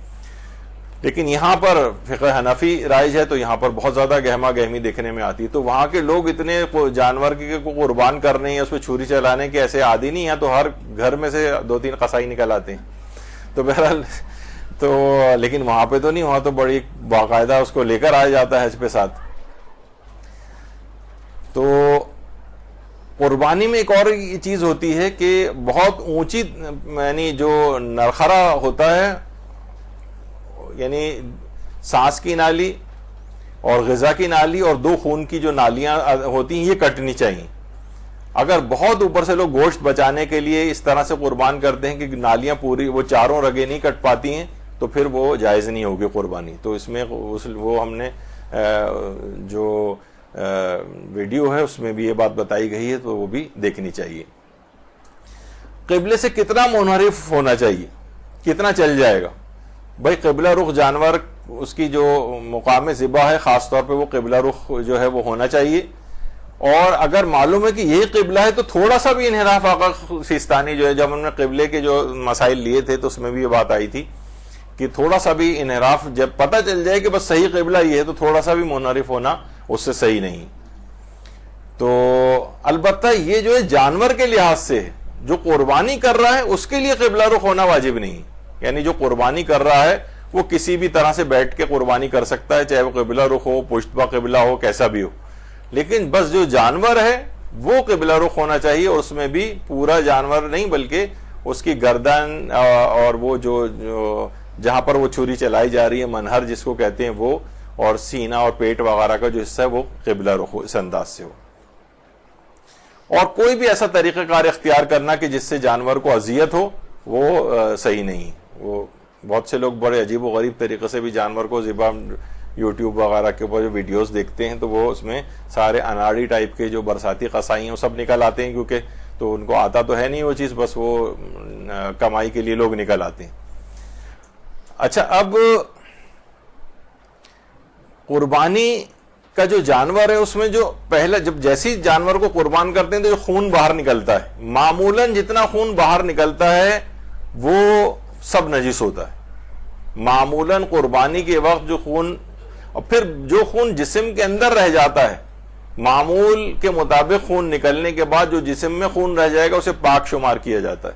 لیکن پاک ہونے کے معنی یہ نہیں کہ اسے کھا بھی سکتے ہیں، یعنی اگر ظاہر بظاہر واضح آنکھوں سے نظر بھی آ رہا ہے کہ یہ خون ہے تو اس کو نکال کے ایک طرف کر دینا چاہیے، لیکن وہ پاک ہے، اسے کھانا وانا نجیس نہیں ہوگا. لیکن اگر وہ اسی کے اندر ہم نے اچھی طرح سے دھویا اور اس کے بعد بہرحال خون ہم کھانا وانا پک گیا تو اگر کچھ ہلکا پھلکا سا کچھ رہ بھی گیا ہوگا اندر پوری دھونے کے بعد تو بہرحال وہ گھل مل کے سب ختم ہو جاتا ہے تو وہ جائز ہے اور وہ پورا ہی کھانا کھا سکتے ہیں. لیکن معمولاً جتنا خون نکلتا ہے، اس وجہ سے بتانا ضروری ہے کہ عام طور پہ پاؤں میں بچے بھی جاتے ہیں اور بڑے بھی، اور پاؤں میں تھوڑا بہت ان کے چپلوں میں خون لگ جاتا ہے، وہ اندر لے آتے ہیں گھروں میں تو وہ سب جگہ نجس ہو جائے گی. معمولاً جتنا خون ذبح کے وقت نکلتا ہے وہ نجس ہے. جسم میں البتہ جو اس کے بعد خون رہ جاتا ہے اس کو پاک سمجھا جاتا ہے. فرماتے ہیں ذبح شرعی کے بعد حیوان کے بدن میں باقی رہنے والا خون پاک ہے، لیکن جو باہر نکل گیا ہے وہ نجس ہے، وہ پاؤں میں لگ جائے تو اسے پاک کرنا ہے. اچھا، غیر حاجی کے لیے جو حج کر رہا ہو اس کے لیے، جو مینا میں اس کے لیے 4 دن کی قربانی مستحب ہے. لیکن غیر حاجی کے لیے اس کے لیے جائز ہے کہ وہ 3 دن قربانی کر سکتا ہے، لیکن احتیاط اور افضل یہ ہے کہ پہلے ہی دن یعنی 10 ذی الحجہ کے روز ہی وہ قربانی کرے، لیکن وہ 11 اور 12 کو بھی کر سکتا ہے. اچھا عید کے 3 دن کی جو راتیں ہیں ان میں بھی قربانی کی غلط فہمی. لوگ کہتے ہیں کہ بھئی دن میں تو قصائی نہیں مل رہا ہے، رات میں البتہ قصائی مل رہے ہیں، تو وہ 3 دن چل ہی تو رہے ہیں ابھی ہمارے جس میں قربانی جائز ہے.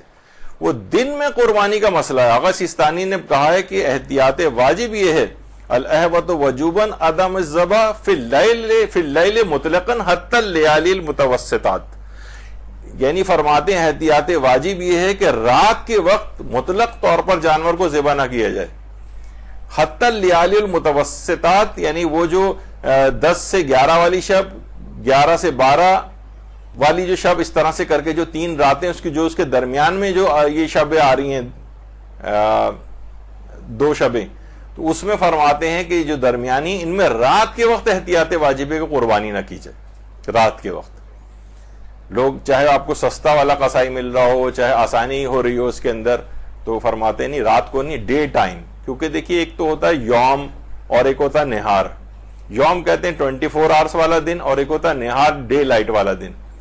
جب نہار سے نہاری نکلا ہے یعنی وہ کھانا جو کہ صبح کے وقت کھایا جاتا ہے، یعنی جس میں ڈے لائٹ ہوتی ہے. تو ڈے لائٹ والا جو ہے دن ہے یعنی غروب سے پہلے یعنی چاہے وہ اگلے دن بھی آپ کریں تو دن میں غروب سے پہلے قربانی ہو. اور ویسے بھی الگ سے بھی قربانی کے لیے جو عام قربانی چاہے وہ بقرعید کی قربانی نہ بھی ہو، رات کے وقت قربانی کرنا مکروہ سمجھا گیا ہے. یعنی جانور ویسے ہی جو ذبح عام طور پہ ہوتے ہیں چاہے عید کی قربانی نہ بھی ہو وہ مکروہ ہے. اور یہ عید کی قربانی میں تو احتیاط واجب یہ ہے کہ یہ عید کی قربانی ورنہ شمار نہیں ہوگی اگر رات کے وقت آپ نے جانور قربان کیا. اور شب 10 ذی الحجہ تو قربان ہو ہی نہیں سکتا، وہ تو پھر پوری قربانی ہی اس لحاظ سے بیکار ہو جائے گی. یعنی آغا سیستانی سے پوچھا کہ رات میں جانور ذبح کرنا یا عام دنوں میں جمعے کے روز ذبح کرنا کیسا ہے؟ تو جواب دیا اگر کوئی مجبوری یا ضرورت نہ ہو تو رات کو یا جمعے کے دن زوال سے پہلے جانور کا ذبح کرنا مکروہ ہے. جمعے کے دن زوال سے پہلے بھی جانور کا ذبح کرنا مکروہ ہے. اچھا، قربانی کے دیکھیے جانور کون کون سے دماغ میں ظاہر ہے وہی ہمارے آتا ہے، گائے، بھینس، بھیڑ، بکری وغیرہ، وہ تو اپنی جگہ پر ہے. ایک سوال پوچھا گیا ہے کہ کیا بقرعید کی مستحب قربانی میں ہرن کی قربانی کر سکتے ہیں؟ کیونکہ بہت سارے لوگ اس طرح کے آج کل ہوتا ہے کہ جناب اب فلاں آرگنائزیشن جو ہے وہ شتر مرغ کی قربانی کر کے لوگوں کو گوشت کھلا رہی. وہ جائز ہے شتر مرغ، لیکن وہ کھانا جائز ہے، لیکن شتر مرغ بقرعید کی قربانی میں کافی نہیں ہے، یعنی کہ بقرعید کی قربانی کا ثواب نہیں ملے گا. ہرن اگر آپ قربان کریں گے، ہرن جائز ہے ذبح کرنا اور وہ حلال بھی سمجھا جائے گا، لیکن بقرعید کی قربانی کا ثواب نہیں ملے گا، ہرن نہیں قربان کر سکتے. اسی طریقے سے بھینس کی قربانی، بھینس کی قربانی کو بھی تمام علماء نے کہا ہے کہ یعنی آقا سستانی نے فرمایا جو شخص حج نہ کر رہا اس کے لیے عید قربان پر بھینس کی قربانی بھی بالکل جائز ہے. اور علماء اہل سنت بھی جاموس کہتے ہیں اس کو عربی میں, جاموس کی قربانی یعنی بھینس کی قربانی یہ بالکل جائز سمجھی جاتی ہے, تو اس میں کوئی حرج نہیں ہے. اور یہ عام طور پر گائے اور ان کی نسبت سستی بھی مل جاتی ہے. اگر کسی کے پاس پیسوں کا کوئی مسئلہ ہے تو وہ بھینس کی قربانی بھی کر سکتا ہے. لوگ کہتے ہیں کہ بھائی آج کل تو وہ لمپی جو ہے وہ آ گئے ہیں بہت سارے, ان کے وہ گول گول اس کے اوپر بنے ہوتے ہیں, تو ان کو بھی ازرائے مذاق یہی کہا جاتا ہے کہ اس کے کوفتے بنائے جا سکتے ہیں بعد میں. بہرحال تو جو شخص حج نہ کر رہا ہو اس کے لیے عید قربان پر بھینس کی قربانی کرنا بھی بالکل جائز ہے, اور اس کی میں کوئی ممانعت نہیں ہے. ہمارے برادران اہل سنت بھی اس کو جائز ہی سمجھتے ہیں.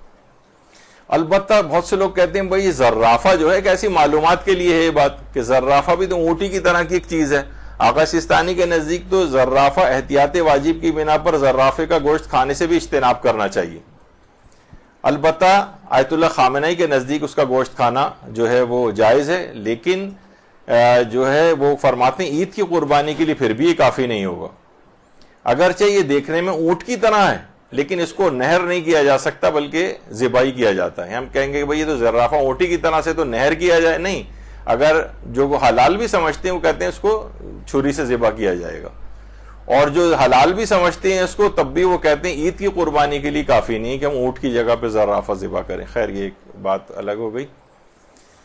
اچھا, قربانی کے جانور کی کھال کے سلسلے میں بھی چند غلط فہمی ہے, جلدی جلدی سے مکمل کر دیں کہ اس سے متعلق غلط فہمی عام طور پر یہ ہے کہ قصائی کی اجرت کو کھال دے کر ادا کرنے کی غلط فہمی. ہم نے کہا کہ ہم تمہیں پیسے نہیں دیں گے, تم کھال لے جانا, وہ بھی راضی ہو جاتا ہے. یہ مکروہ ہے, مکروہ ہے. قربانی کی کھال اجرت کے طور پر قصائی کو دینا یہ مکروہ ہے, اور زیادہ بہتر اس میں یہ ہے کہ وہ مستحب یہ کہ قربانی کی کھال صدقہ کر دی جائے, صدقہ کر دی جائے. اب صدقے کے طور پر بھی اس کو قصائی کو دے سکتے ہیں, کسی اور کو بھی دے سکتے ہیں, کسی آرگنائزیشن کو بھی دے سکتے ہیں, مستحب ہی ہے. لیکن اچھا ایک اور بھی چیز ہے کہ قربانی کے جانور کی کھال کے بدلے اپنے گھر کے لیے سامان خریدنا بھی جائز ہے. مثلا ہم کہیں کہ بھئی آج کل کھال بڑی اچھی بک رہی ہے, تو لوگ کہیں گے یہ کیا بات ہوئی, قربانی کا جب آپ نے کر دیا تو کھال کو بھی آپ کو صدقہ کرنا چاہیے, دے دینی چاہیے. نہیں, یہ بالکل جائز ہے. حدیثوں میں الگ سے بات آئی ہے کہ اگر قربانی کی جانور کی کھال کو بیچ کر اپنے گھر کا سامان کوئی خریدنا چاہے تو اس کی بھی اجازت ہے اس کو, اس میں کوئی اس میں حرج نہیں. حتیٰ کہ روایت میں یہ تک ہے کہ اس کو پاک واک کر کے اور اس پہ رنگ کر کے قربانی کے جانور کی کھال سے جانماز بھی بنائی جا سکتی ہے. یہ روایات کے اندر آیا ہے, بالکل یہ بھی صحیح ہے. اچھا, اب جس مستحق کو دیا جا رہا ہے, اب لوگ مستحق ظاہر ہے بہت زیادہ ادھر ادھر سے گوشت لے لیتے ہیں, بہت زیادہ جمع ہو گیا, تو کیا ضروری سے خود کھائے اسے فروخت بھی کر سکتا ہے؟ تو جواب ہے کہ یہ ضروری نہیں ہے. چاہے وہ اس کو لوگوں نے کھانے کے لیے دیا ہو کہ بھئی یہ لے جاؤ تم کھاؤ, لیکن اس کے لیے ضروری نہیں کہ اس کو کھائے, وہ جائے تو اس کو فروخت بھی کر سکتا ہے, یہ بھی اجازت ہے اس کی. اور اپنے اور اپنے اہل خانہ کی طرف سے ایک ہی جانور بھی قربان کیا جا سکتا ہے. لیکن اگر کوئی اور بھی قربان کرنا چاہ رہا ہے ثواب لینے کے اعتبار سے, تو یعنی یہ نہیں ہوگا کہ بیوی بھی قربان کرنا چاہ رہی ہے لیکن شوہر مثلا قربانی کر ہی رہا ہے اپنے گھر میں, تو نہیں, اس بیوی کے لیے الگ سے استحباب باقی رہے گا. یعنی وہ چاہے تو الگ سے اپنی قربانی کر سکتی, اس میں کوئی ایسی بات نہیں. اور عورت اگر کماتی بھی اور صاحب حیثیت ہے تب بھی یعنی مرد پر قربانی کرنا, مرد کی طرح اس پر قربانی کرنا فرض نہیں. یعنی مرد کو تو ویسے بھی فرض نہیں ہے, لیکن عام طور پر یہ دیکھا جاتا ہے کہ گھروں میں مرد حضرات جو ہیں وہ قربانی کرتے ہیں, تو عورت صاحب حیثیت ہے تو وہ بھی قربانی کر سکتی, یعنی وہ بھی اپنی طرف سے جانور قربان کر سکتی ہے, اس میں کوئی ممانعت والی بات نہیں. اور جب اہل خانہ کی طرف سے کر سکتا ہے کوئی شخص, تو ہم نے ابھی ذکر کیا تھا کہ امام زمانہ علیہ السلام کی طرف سے بھی کر سکتا ہے.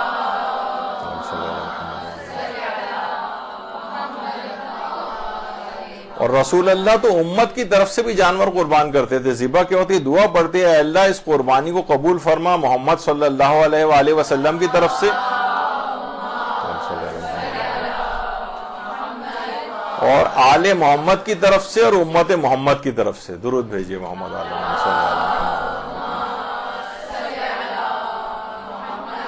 تو کوئی قربانی کرنے کے بعد سارا ثواب بھی پورے مومنین کے لیے جو ہے وہ ہدیہ کر سکتا ہے، اس میں بھی کوئی ممانعت والی بات نہیں۔ اب کسی مرحوم کے لیے قربانی کرنا، اس میں آقا سستانی نے فرمایا کہ رجائے مطلوبیت کی نیت سے، اس میں مستحب کی نیت نہ کرے کسی مرحوم کے لیے، بلکہ رجائے مطلوبیت کی نیت سے امید ثواب میں وہ مرنے والے کی طرف سے بھی جانور قربان کر سکتا ہے۔ ذبح کرنے میں عورت بھی جانور ذبح کر سکتی ہے، اور نابالغ بچہ اگر وہ ممیز اور سمجھدار ہے اور صحیح طرح سے ذبح کر سکتا ہے تو وہ بھی جانور قربان کر سکتا ہے۔ ضروری نہیں کہ لوگ کہیں کہ بھئی مرد ہی کو جانور قربان کرنا ضروری ہے، نہیں، عورت بھی قربان کر سکتی ہے، سمجھدار بچے کی قربانی وہ بھی بالکل جائز ہے۔ اور وہ جو آپ نے سنی لیا تھا کہ قربانی کرنے والے کے لیے بال و ناخن 10 روز تک نہ کٹوانے کی جو غلط فہمی ہے، وہ ہماری فقہ میں اس طرح سے نہیں ہے۔ اور آقا سستانی نے اس سے جب یہ سوال پوچھا گیا تو انہوں نے کہا نہیں، ایسا کچھ کرنا واجب نہیں کہ وہ جب تک قربانی نہ ہو جائے وہ اپنے بالوں اور ناخنوں کو نہ کاٹے قربانی کرنے والا، ایسا کوئی حکم ہمارے ہاں موجود نہیں۔ اس کی تفصیل میں نے البتہ وہ اس میں ناخنوں والے درس کے اندر بتائی تھی کہ اپنے بال بڑھانا، حج کے لیے جا رہا ہے وہ ماہ ذی قعدہ سے اپنے بال بڑھائے گا، اور جو عمرے پہ جا رہا ہے وہ 1 مہینے سے اپنے بالوں کو بڑھائے گا، اس میں بھی ناخن بڑھانے والا بہرحال مسئلہ نہیں تھا۔ کوئی بیرون ملک مقیم ہو تو ضروری نہیں کہ وہیں پر قربانی کرے، وہ اس کے پیسے اپنے ملک وطن بھجوا سکتا ہے اور وہ اپنے وطن میں قربانی کر لے، تو یہ بھی بالکل ٹھیک ہے۔ کوئی ممانعت نہیں ہے کہ جس کو قربانی کی جا رہی ہے اس کو سامنے ہی اپنے جانور کو ذبح کروائے، ایسا کوئی فقہی حکم نہیں ہے۔ ایک کانسیپٹ لوگوں کے دماغ میں آیا کہ قربانی کے جانور کے جو سری پائے ہیں وہ یہ کھانا مکروہ ہے، ایسا بھی کوئی مسئلہ نہیں، اس میں کوئی ممانعت نہیں ہے۔ قربانی کرنے والا اپنی قربانی کے جانور کے سرے پائے بھی کھا سکتا ہے، اس میں کوئی کراہیت بھی نہیں ہے۔ البتہ یہ ضرور احتیاط والی بات ہے کہ اس میں بہت زیادہ کھا پی کر اپنے دل کو مردہ کرنا، فصلیں تباہ ہو جاتی ہیں، بہرحال جس طرح سے روایت میں کہا گیا ہے، تو اس میں اعتدال کا دامن ہاتھ سے نہیں چھوڑنا چاہیے۔ حضرت لقمان نے بھی اپنے بیٹے کو بہت نصیحت کی تھی، اور ظاہر ہے کہ اس سے پھر عبادتیں وغیرہ بھی اس کے لیے اعضاء و جوارح عبادت کے لیے آمادہ نہیں ہوتے ہیں۔ شکم سیری کرنے سے زبان حکمت بھی پیدا نہیں ہوتی، عبادت کرنے میں دشواری پیدا ہوتی ہے، تو اس لحاظ سے اس کی بھی ممانعت آئی ہے۔ زیادہ کھانے پینے والے شخص کا دل بھی سخت ہو جاتا ہے، عقل پر بھی اس کے برا اثر پڑتا ہے۔ تو بہرحال اب یہاں پر ہم اپنی گفتگو روکتے ہیں، اور اس مبارکباد کے ساتھ کہ آپ سب لوگوں کو بھی عید الاضحیٰ کی پیشگی مبارکباد۔ اس کے بعد تو کلاسز آف آپ کی ہو جائیں گی، اور عید کے بعد آپ لوگوں سے ملاقات ہوگی۔ تو یہ تمام چیزیں جتنے بھی آپ نے سنے احکامات اپنے گھر کے مردوں تک بھی پہنچائیں، تاکہ اس میں بھی جو ان کی غلط فہمیاں ہیں وہ غلط فہمیاں دور ہوں۔